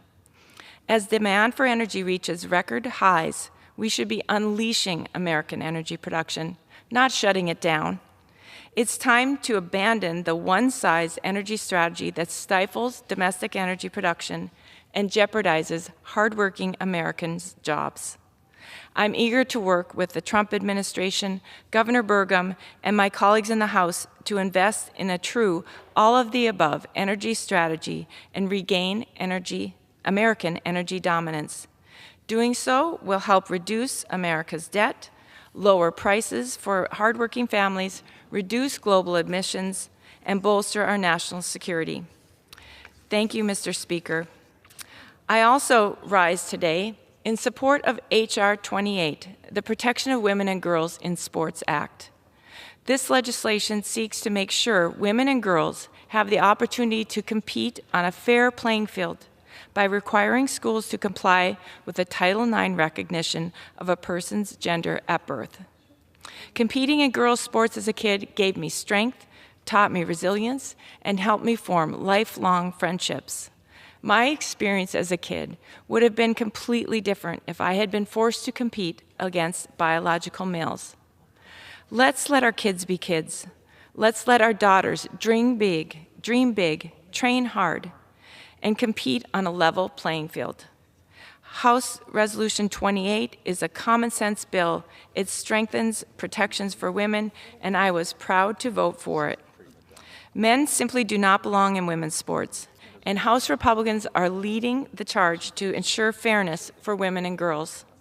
But our commitment to women and families doesn't just stop there. Last week, we also passed the Laken-Riley Act, which will give Immigration and Customs Enforcement the tools it needs to hold illegal immigrants who commit theft and other crimes accountable. This is the Republican agenda in action. We're protecting women, supporting families, and making our communities safer. And this is just the beginning of our work. Thank you, Mr. Speaker. I yield back. Thank you to the gentlewoman from North Dakota. North Dakota, like Utah, but not quite like Utah, definitely hits above its weight, and your presence is key on all these particular issues. So thank you so much. Thank you. Mr. Speaker, I will now yield so much time as she may consume to our conference secretary and gentlelady from the great state of Indiana. Thank you, Mr. Speaker. Thank you, Congressman Moore. Yesterday, Republicans stood united to pass the Protection of Women and Girls in Sports Act, reaffirming a simple but critical truth. Men are men and women are women. It's that simple. As the mother of 2 daughters who are athletes, I have seen firsthand the hard work and dedication it takes for girls to compete in sports. Sadly, we've witnessed biological men entering women's competitions, robbing female athletes of fair opportunities, and in some cases, even causing injuries. Under House Republican leadership, that ends now. This legislation, which I'm proud to co-sponsor, sends a clear message. Female athletes deserve fair competition, secure locker rooms, and a safe and level playing field. Thanks to House Republicans, the days of biological men competing in women's sports are over. This legislation is about restoring common sense. It's about standing up for objective truth. The American people have called for this national mandate, supporting women and girls in their sports and spaces. And thanks to Republican leadership, we are delivering on that promise.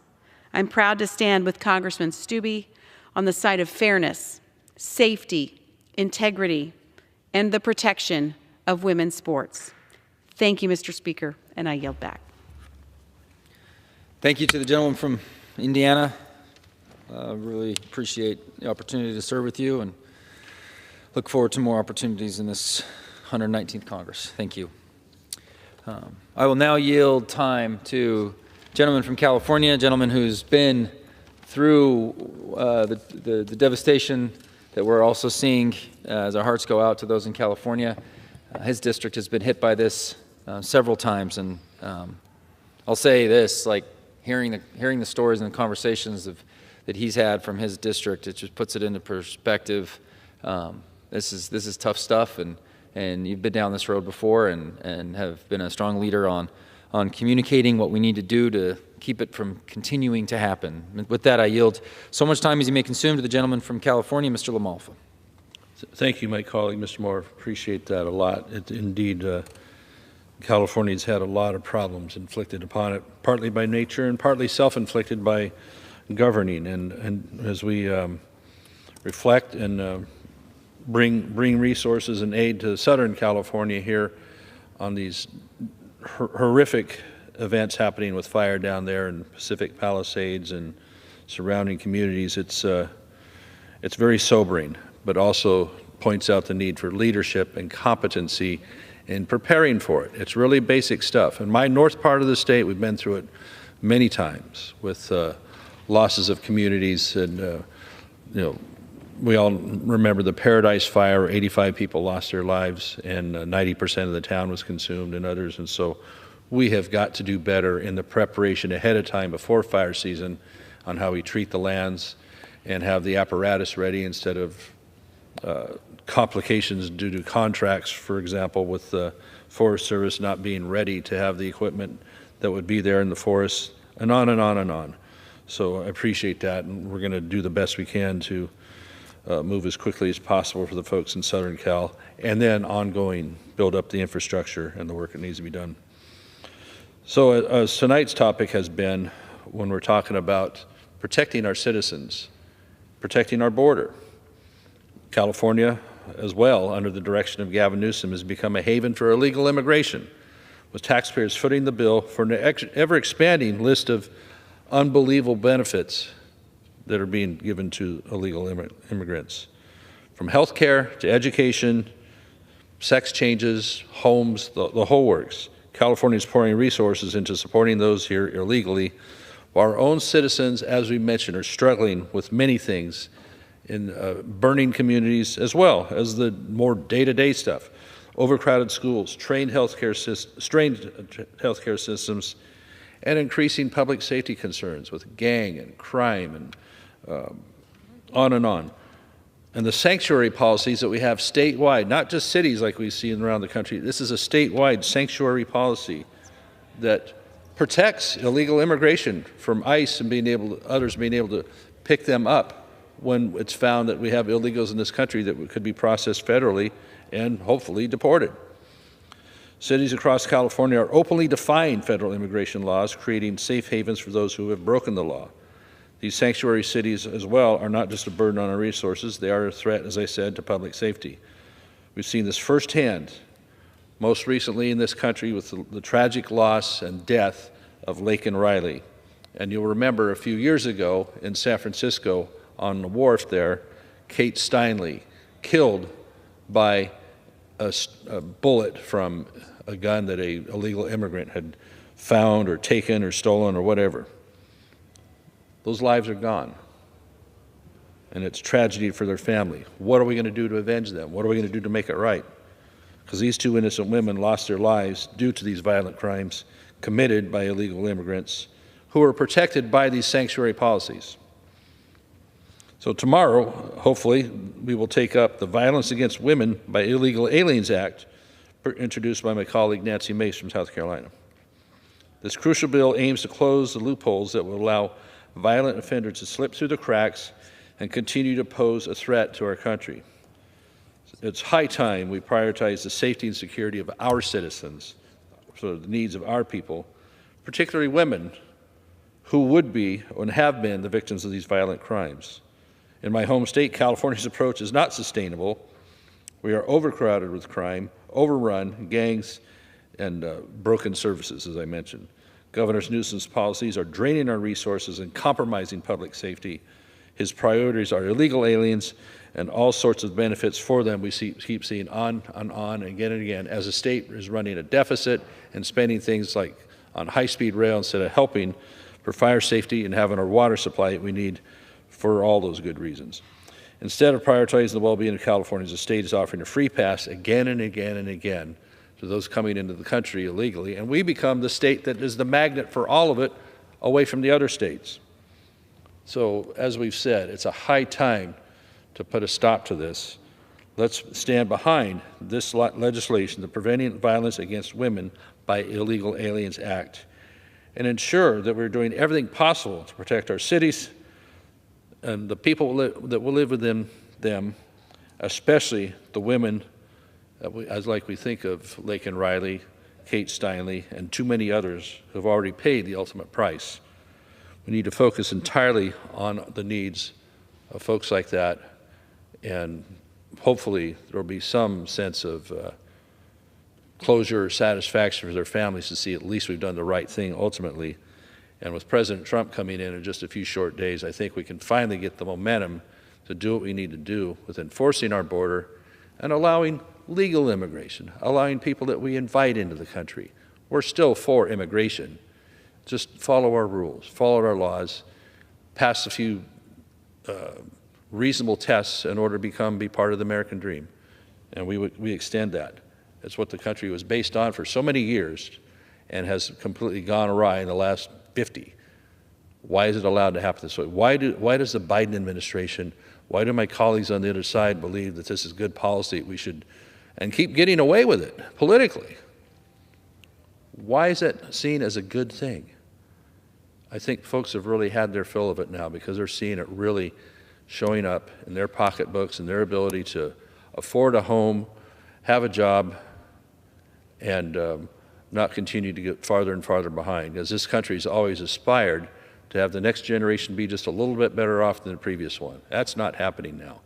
And these policies such as this, you can lay that right at the feet of our porous border, as well as bad energy policies and other things causing inflation. So with that, this is a very important thing we're working on this week so we can assure the women of this country that we are behind you. We do have your back on this violence, as well as previous legislation mentioned on women and girls in sports having a safe place to play and enjoy and excel without men somehow interfering on those fields, in those locker rooms. Common sense. I can't even believe we're here at this point, but we're battling back here in this Congress with Republican leadership doing so. So I appreciate, again, Mr. Moore leading us here tonight, and thank you for the time. Thank you to the gentleman from California, and again, we continue to pray that the best outcomes possible will happen from California. And for our concluding member here today, again, I thank my colleagues. Brand new member from Montana. We consider ourselves as a Utah and Montana, you know, the greatest portion of the country, would you say? Yeah, out west. And we've got a lot to prove that. New member, but a very experienced and thoughtful, strong member that I look forward to working with. Thank you for being here, and I yield you so much time. I yield so much time as it may consume to the gentleman from Montana, Mr. Downey. Thank you. Mr. Speaker, House Republicans have hit the ground running in the 119th Congress. Last week, we considered bills to hold illegal aliens accountable who break our laws and defend U.S. national sovereignty against a rogue international judicial body. This week is about protecting the women in all of our lives. I am the father to two wonderful daughters and the husband of my wife, my amazing wife, Heather. Now, never in a million years did I think that one day I would need to take the floor of the United States House of Representatives to defend their right to compete in athletic competition without unfair competition from biological males, or to denounce acts of violence perpetrated against them as wrong and deserving of punishment. But here I stand. Just yesterday, we passed H.R. 28, the Protection of Women and Girls in Sports Act. This bill ensures fair competition in women and girls sports by rightfully defining gender based on reproductive biology and genetics, and prohibits males identifying as women from competing in federally funded sporting competitions. I was proud to add my support to this critical legislation, and I look forward to voting for a second bill, the Preventing Violence Against Women by Illegal Aliens Act, on the House floor tomorrow. H.R. 30 will ensure that illegal aliens who have been convicted of or admit to committing sex offenses or domestic violence can be deported by closing a loophole in existing law. Needless to say, the fact that we need to consider legislation of this kind is ludicrous. Simple truths that we once took for granted are under assault from ideological corners of our nation that do not represent the vast majority of Americans, and certainly not the vast majority of Montanans. When America overwhelmingly elected Donald Trump to be our next president, they gave Republicans a clear mandate to reverse course on the progressive policies threatening the safety and well-being of our daughters, nieces, granddaughters, and sisters. This week, Democrats have a chance to show us whose side they're on. I know where I stand. I yield back. Thank you to the gentleman from Montana. Appreciate all that we've been able to interact thus far. I'll close tonight, Speaker, and just, again, thank my colleagues for being here tonight and for taking the time to speak on this important issue. As I mentioned earlier, House Republicans are committed to advancing legislation that supports our women and girls and gives them a fair chance to excel in their athletic endeavors. The Protection of Women and Girls in Sports Act ensures biological males are unable to compete in female-designated sports, giving women and girls the opportunity to compete on a fair playing field by requiring schools to comply with the Title IX recognition of a person's genetics at birth. This bill withholds federal funding from schools that facilitate athletic programs where biological men compete against biological women. To be clear, this is not about disrespecting anyone. Everyone is worthy of dignity and respect. However, protecting women and girls from feeling uncomfortable in their locker rooms, sustaining major sports injuries because of unfair competition, or simply losing out on well-deserved athletic accolades because they are genetically unable to beat a male is not purely political effort. It is simply what is right. This is a line that we must draw, and we know that Americans agree with this. Look, I've joked before that, a couple things. I got 4 boys. I wasn't blessed with a girl. We lament it every day. I do love those boys, though, and I push them hard in sports. But I reflect on this about my nieces, and they are dynamite athletes, and candidly could probably beat me in most of their design sports, tennis, soccer, across the board. That's what motivates me on this, right? The amount of confidence that you get from sports is key. The ability to go and compete and play and enjoy this above anything else, with all of the extra pressures that kids are placed through nowadays with social media pressure and everything, the concepts of teamwork that you learn, achieving something, getting better at something, and having ability to say, I have a shot to win that competition, cannot be beaten out of these into my nieces. They have to be able to say, with a level playing field, I can go win this. Not because it's important to win that gold ribbon or this or that or win the track meet. It's because they need to know that the effort they put in can achieve something. And that is going to translate into a career, into anything that they get involved with where they have to accomplish something. It's not just about sports. It's a psychological element that we need to make sure exists. Sports is it's such a key, important aspect for growth in people, and that's what we're trying to do here. Let's not make this a political endeavor.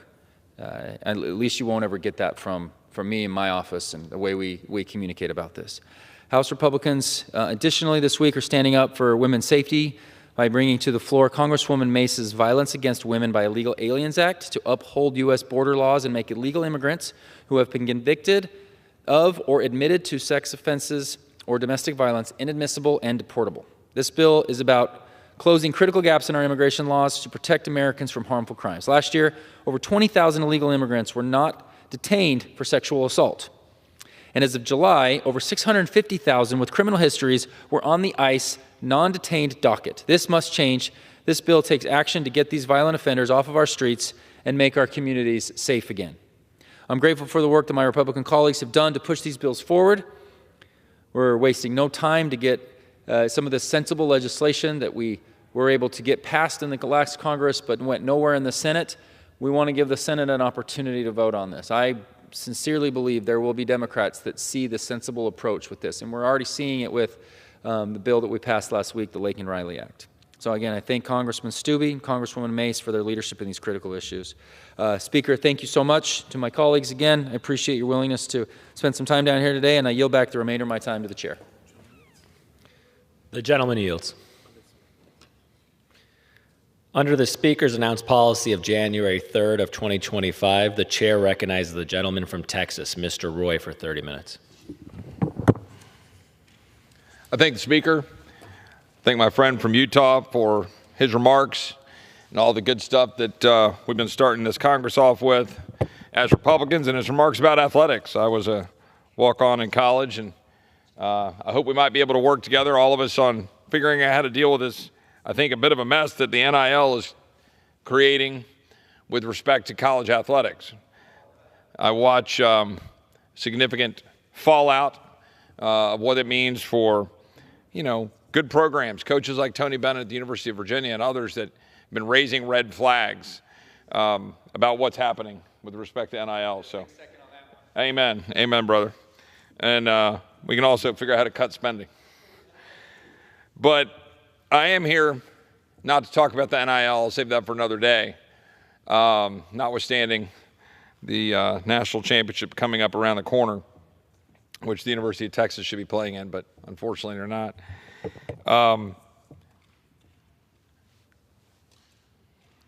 Republicans were given the opportunity to have control of the United States House of Representatives, the United States Senate, and the White House.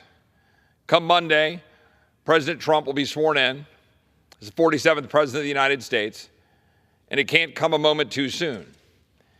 Everybody watching what is happening to our country, what this current administration is doing to our border, to our national security, to our spending, to the state of our culture, to the rule of law in the streets, the use of lawfare, the abuse of power, it can't come fast enough for most Americans. And the question before us right now as Republicans is whether or not we're going to deliver. Last time I checked, the American people did not send us to Washington. They did not give us the majority in the United States House of Representatives, the people's house, to rack up more deficits. But with all due respect to my Republican colleagues, we currently are on track to do just that. We are projected to have $2 trillion deficit next year. As we speak, interest rates going up, our debt getting refinanced at higher interest rates, we have more debt that we're going to have to finance at higher rates, and that means interest is going up. We have a job to do right now to cut spending, cut deficits, and save our country for our children. I would wager that if I looked at the campaign materials or the speeches of every single Republican member of the House of Representatives and the Senate, they all ran on cutting spending and balancing budgets. So the question is going to be before this body, will they do it? I need to clear the record because my name has been invoked and that of a number of my friends for standing for things that are not true. My name has been invoked by people in this room, by colleagues, about what I believe and don't believe. Well, let me set the record straight right here, right now. Yes, I believe that we should make permanent the Trump tax cuts from 2017. I think that would be good for our economy. I think that would be good for the American people. I think that would help create more economic growth, and I think that economic growth will yield revenue to the Treasury. I believe in what people call dynamic scoring.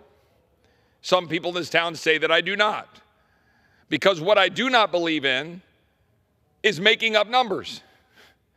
What I do not believe in is magic fairy dust that says the budget will magically balance if you cut taxes and never cut spending, because that's simply not true. If I come to the floor and this chamber is full and I ask any one of my colleagues to stand up and look the camera in the eye and tell their people back home on C-SPAN or on the news that, for example, child tax credits pay for themselves, or changing certain rates pay for themselves, not one of them will stand up. Yet I promise you that we're going to be facing votes on this floor this year to extend the tax cuts that include, for example, child tax credits and other tax policies that in no way, shape, or form, economically speaking, pay for themselves. And we're going to be told to do that on faith that that revenue and the growth in the economy, or the growth in the economy will magically produce revenue and cause deficits to go down. But nothing in our history would tell you that that's true. How do you think we got to $36 trillion in debt? It was by refusing to do basic math. We're being told, all right, we're not going to touch any kind of reforms in health care and Medicare to drive down the price of health care so that we can save Medicare from its clear insolvency. Social Security from its clear insolvency. It's going to go bankrupt in, what, 8 years? So we're not going to talk about those things. What we're going to talk about, we're told, extend the tax cuts and then sit around and try to figure out how to cut other mandatory spending, but without regard to whether or not that will be deficit reducing. And I think it's really important for the American people to understand this. There are games being played in Washington right now to put pressure on people to box them in, to box members of this body in. Right now, conservatives in the House Freedom Caucus, often maligned on the pages of publications as being, quote, the right-wing guys. Because oddly enough, we believe in freedom, balanced budgets, securing the border. Yeah, we're the crazy ones.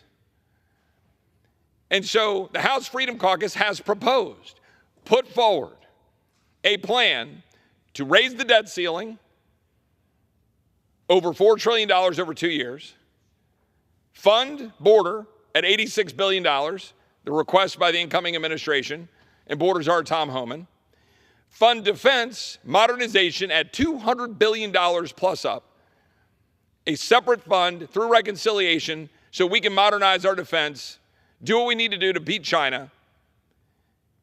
And what we're asking for that is to reverse some of Biden's policies, all things that the president campaigned on. Reverse the EV mandate, that's $117 billion. Medicaid work requirements and SNAP work requirements, $120 billion. Undo the student loan bailouts, which are an unfair shift of money from the working population to those who took on student loans. That's $100 to $270 billion of savings. So again, I want to be very clear, because here's what you're going to hear in the coming weeks. The House Freedom Caucus refuses to do a debt ceiling. So reasonable Republicans are going to have to go cut a deal with Democrats to increase the debt ceiling, increase appropriations over our current spending levels, including defense and non-defense, and oh, by the way, give a crud ton of money to California. That's coming. That's coming. And they will try to blame the Freedom Caucus and conservatives like me who dare say, hold on a second, maybe we shouldn't do that. Maybe we should come up with another path forward to actually honor our commitments to cut spending and reduce the size and scope of government while we cut taxes, secure the border, and do the things we're supposed to do. So again, we have put forward a plan. We've shared it with our colleagues. We've shared it with the incoming administration. We're making it public that will increase the debt ceiling so that Chuck Schumer can't play games with the bond market, fund border, fund defense, cut some of the disastrous Biden policies to pay for those things the American people prioritize, and in so doing, free up defense to be modernized and built so that when we come to March, we don't have to do what happens every year, where defense hawks sell their soul to the devil to raise defense spending, all driven by K Street lobbyists and the defense contractors in this town who define our defense policy, so that Democrats can get increases in non-defense spending, which is an increase in programs, and our discretionary budget keeps going up and up and up and up. And you keep funding the very bureaucrats that the DOJ folks say they want to cut. So I've got this wild idea. These crazy conservatives in the Freedom Caucus, that maybe, just maybe, we should change the game. Maybe, just maybe, we should take that money, go build our defense through reconciliation, level the playing field, pass either a continuing resolution or spending at the caps that we put in place this last year, hold spending frozen for the rest of this year, go through the appropriations process, let DOGE do its work, cut spending to pre-COVID levels, save about $1 trillion over a decade, do our job to actually deliver on the promises we made, give wins to the President of the United States, give wins to Republicans, unite the party, unite the country, demonstrate that we can do our job. But you know why we can't? You know why we can't do that right now? Because the forces in this town who want nothing but tax cuts and no spending cuts are telling you you can't do it. That's what's happening. The lobbyists, the people in this town, members of Congress are saying we can't cut because there's some program, there's something in Medicaid, there's some reason, there's some excuse. But gosh, we're definitely going to go ahead and reinstate all the tax policies because they read in some book a long time ago that they all pay for themselves, irrespective, by the way, of the Laffer curve or any common sense economics. When I will say to you right now, if any of my Republican colleagues want to come down to the floor and tell me that each one of those tax provisions pay for themselves, I want to see it. Show me that the child tax credits pay for themselves. Now, I'm not saying the child tax credits may not be decent policy. I'll tell you right now, I would love to vote on a bill right now to just eliminate the tax code and zero it out. Maybe we'll do that before this year is over. Maybe everybody will have to put their money where their mouth is. Do you believe in taxation or not? Because if you think you can just freely print money and fund all the things you're too afraid to go back to your district and say that there's a limit on what you can spend, while out of the other side of your mouth, you talk about tax cuts. Let's vote on a bill to zero out the tax code. Because if you're going to constantly live with $2 trillion deficits, which is where we are right now, why not $6 trillion? Why does it matter? Genuine question. Anybody in the complex, feel free to come down here and explain to me why my family, your family, my constituents' families should pay taxes into a system that is designed by this body to bleed $2 trillion plus a year.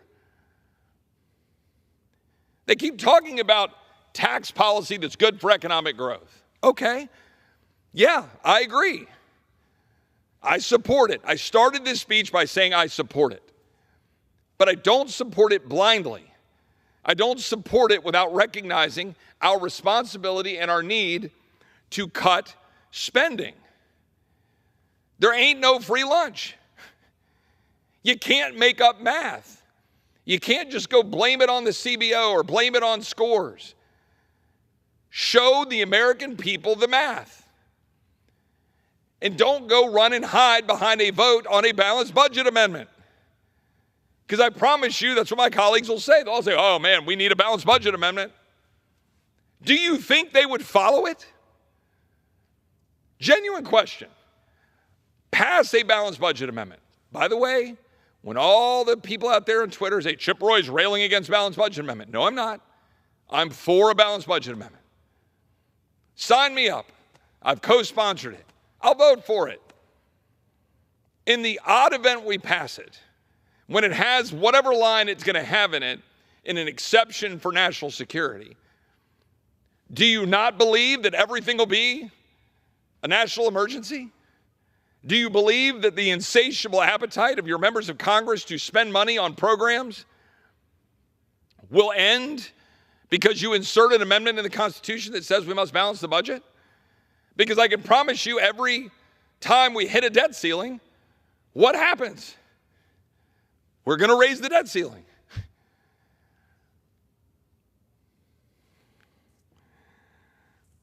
The American people sent us here to actually change things. The American people didn't send us here to keep racking up debt. We're $36.3 trillion in debt. It is piling up around our ears. As my friend David Schweikert from Arizona points out every time he comes to the floor of the House, the interest is piling up. It is going up. We're refinancing our debt. We're paying $1 trillion a year in interest, and that's about to be 1.2, about to be 1.4. It's going to be $2 trillion pretty soon. And my colleagues are running around like chickens with their heads cut off, squawking about what they need to do on tax policy. Again, a policy I support, but without recognizing the mathematical need to have spending cuts at least or more than what you think will happen with respect to revenue when you change the tax policy. The American people expect us to be adults. You cannot have your cake and eat it too. You cannot just go straight to the dessert of going home to your constituents and saying, I cut your taxes. Aren't you proud? You can't just get on your donor calls and say, man, I really made sure that your corporate rates are great and we're making sure your capital gains rates are great, and then not do the other side of the work. You got to eat your vegetables. You got to actually do the job. As I said, I will vote to zero out taxes. We didn't have an income tax for the first half of this country's existence. I think that's great. But you know what else? We didn't take on every single issue in the federal government because the Constitution didn't contemplate it. Now we take on all the issues and we don't pay for them. We sprinkle magic fairy dust around here, borrow money, print money, mortgage our kids' future, and pretend to be adults. I do not for the life of me believe that we could actually change this all in a year. This is the last argument I want to blunt, and then I'm going to recognize my good friend from Pennsylvania. I said there are people out there who are saying that I don't believe in dynamic impact of tax policy. False. I very much believe in the dynamic impact of tax policy. Leave money in the hands of the American people. We produce revenue.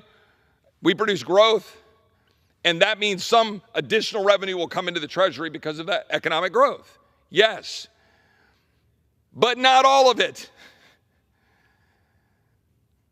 Other people will say, well, gosh, you guys, you want, dollar for dollar, you want to, make sure that there are going to, all these cuts are going to add up to the debt ceiling.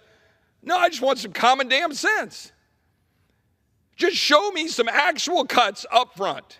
Again, I want to reiterate that House Freedom Caucus, conservatives, have put forward a plan, shared it, that will accomplish the objectives that the very media and our colleagues will say they don't want to do that. They can't do that. Well, we've done it. We've put it forward. Now I want to call on my colleagues, what's your plan? Because we have a plan. And that plan is to deliver right out of the gate. The president gets sworn in on Monday. Let's secure the border. Let's fund it. You want to have a strong national defense that's not woke? Fund it. Do it now. And take it off the ledger on March when we're going to be told that we must eat more spending in government and California money and a $10 trillion debt ceiling increase.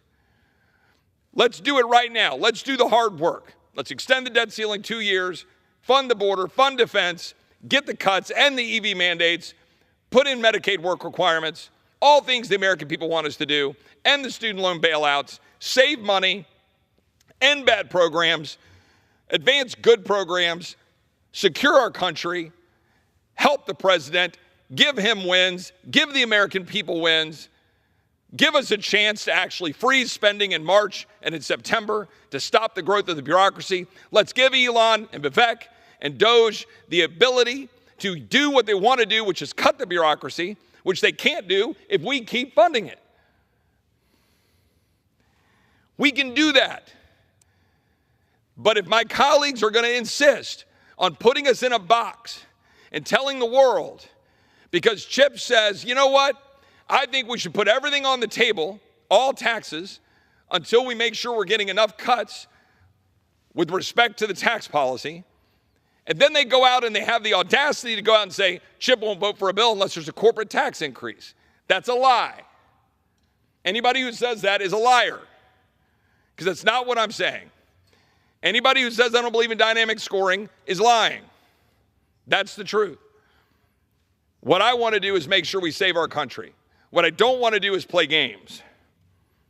And unfortunately, all too often, too many of my colleagues want to play games.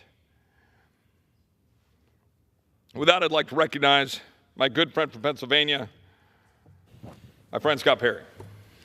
Well, I thank the gentleman from Texas. I'm happy to join him. And I'm happy to join him in what I think he's saying, which is what I'm saying is I'm saying yes. Yes to fulfilling the president's agenda, the president's mandate to secure the border. Yes to the president's mandate and agenda to strengthen our military. Yes to the president's agenda and mandate to reduce the cost of living, to reduce the inflationary pressures that printing and creating out of whole cloth, out of nothing, money floating around in the economy, making every single good and service and purchase more expensive. Yes to fixing all that. Yes, as one of the people that, like Chip, are often maligned and, people characterize us, well, you're part of the no caucus. We're here saying yes. Yes, we want to fix it. We don't want to increase the debt limit, but we understand we've got to pay the nation's bill. So all we're saying is, well, as long as there's a plan to stop increasing the ever-increasing debt, we can be on board. And we have a plan. We've offered a plan. And we can be on board with that to not let Chuck Schumer decide what the cost of increasing the debt ceiling is going to be, and not force the American people to keep on paying for things that this government shouldn't be buying, can't afford, and the taxpayers can't afford. We want to do this. We're here to say yes. We're here to save our country, but we're not signing up for fake savings and spending. Well, if you raise the debt ceiling, we'll make sure we grow our way out of it by projecting 3.5 or 4% growth for the next 10 years. Let's quit fooling ourselves. That's not going to happen. Yeah, we absolutely want to say yes to making sure that the American people continue to enjoy the tax cuts that we gave them, that we got, that we secured, that we fought for during the first Trump administration. We want to continue that. We want to secure that. We wish we could have done that then. But since that time, the Biden administration has increased spending $6 trillion. $6 trillion. Somehow, something's got to give. You look at the recent bond market sales. Interest rates are going up. My good friend from Texas already mentioned the fact that every time it goes up 100 basis points, it increases the cost of the debt that we have to pay for. We pay for it here by creating money that doesn't exist digitally. We can't even print it fast enough. And we get nothing for it. All we're paying is interest on the debt. We don't get any new government programs. We don't get any new and better military programs. We don't get anything for it. It's just debt and interest payments that we're paying for things that we bought in the past. All we're saying is, look, if you've got a better plan than we do, God bless it. Let's see it. And let's see the real cuts. We want to, like I said, I'm with Chip. We want to pay for the border. We want to pay for our military. We want to use things like EV mandates to pay for that stuff. Student loan giveaways that aren't constitutional, that the Biden administration is just offering. We're saying, look, let's repurpose that money for things that we do need to pay for, like the border and like the military. Let's have some reasonable cuts. Let's increase the debt ceiling as necessary, but only as necessary. We're not even asking for dollar on the debt ceiling. I don't know how reasonable, if you got something better, I'm standing here. Let's see it. But the clock is ticking. The president is inaugurated in a couple days here, and we're supposed to be after this, and here we stand. As far as I know, with all due respect to everybody in the chamber, the only plan I've seen is the one we've offered. So we stand ready to save our country in any way that we can. But the clock's ticking, ladies and gentlemen. I yield to the gentleman from Texas. Well, I thank my friend from Pennsylvania, and he's right. The clock is ticking. We can't let another legislative day go and another legislative day go in which we don't deliver. The American people expect us to deliver. And we can, and we will. We will deliver tax policy that is pro-growth, that extends what we did in 2017. We will deliver spending cuts if we get in the room and work, but it's going to take time. It's going to take time. It's going to take time to undo the damage of the Biden administration, for us to go everything that we need to go through to identify the cuts that we can all work through, but we will do it if we have the willpower to do it, and if we will do math and understand that we need deficits to go down. But what we're saying is, let's deliver right now.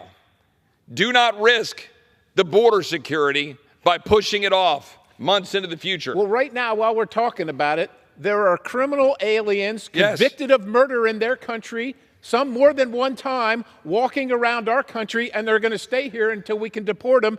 And we're not offering the money to the administration, the incoming administration, to do that work. Which we could do right now.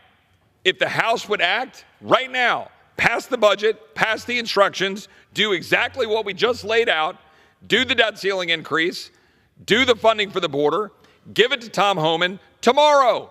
We could get that out in a matter of a week or two out of this chamber, get it over to the Senate, and by February, they would have money for defense, money for the border, a debt ceiling that is gone, and we would have undone some of the worst Biden policies and paid for all of it. That's precisely what the American people sent us here to do. Instead, this chamber currently is locked in a cycle of talking about what we might do. We have got to move for the American people. That is why we put forward an approach that we believe will work. But it's really important for the American people to understand that what is happening in this town, it's games being played by people who want to try to leverage those of us who want to cut spending. That's the bottom line. There are some of my colleagues, and I'm speaking for myself right here, some of my colleagues who want to attach the border funding to the bills that we're moving forward without, they don't believe that we will get to the spending cuts that will make those of us who believe we need deficits to go down happy, and they want to try to force us to eat increased deficits in order to achieve the border security funding. I don't think we should play games with the border security. I don't think we should play games with defense. I don't think we should play games with getting the debt ceiling cleared off without giving more power to Chuck Schumer and Democrats to mess with us in March. We can win across the board if we adopt this plan, and I would strongly recommend that we move forward with this plan so that we can deliver for the president and deliver for the American people. Yeah, I agree with the gentleman from Texas. We don't have much time to do this, and while we talk about, we've also been given a mandate for transformational change. To my good friends from Texas, transformational change doesn't include doing the same thing we always do around here, which is cram a bunch of garbage into one big bill, put one thing on it that somebody has to have, we have to have it, which is border security, and say, suck down all that garbage for the one thing that you need and force the American people to do it too. We don't have to accept bad choices for the one thing that we need. We can have all good choices. And I would remind people that what happened right before Christmas was precisely that, trying to cram down a bunch of stuff in a big bill. And it met with resounding failure. Let's not do that. Let's make the 119th Congress be about success and delivering on the president's agenda, on the Republican agenda, the agenda we ran on, but most importantly, delivering for our kids and grandkids, a world in which they can actually live, free from worrying about China, free from worrying about debt, free from worrying about open borders and criminals on the streets, and deliver. And with that, I yield back and thank my friend from Pennsylvania. Thank you. The gentleman yields. Does the gentleman have a motion? I move that we adjourn. The question is on the motion to adjourn. Those in favor say aye. Those opposed said no. The ayes have it. The motion is adopted. Accordingly, the House stands adjourned until 9 a.m. tomorrow.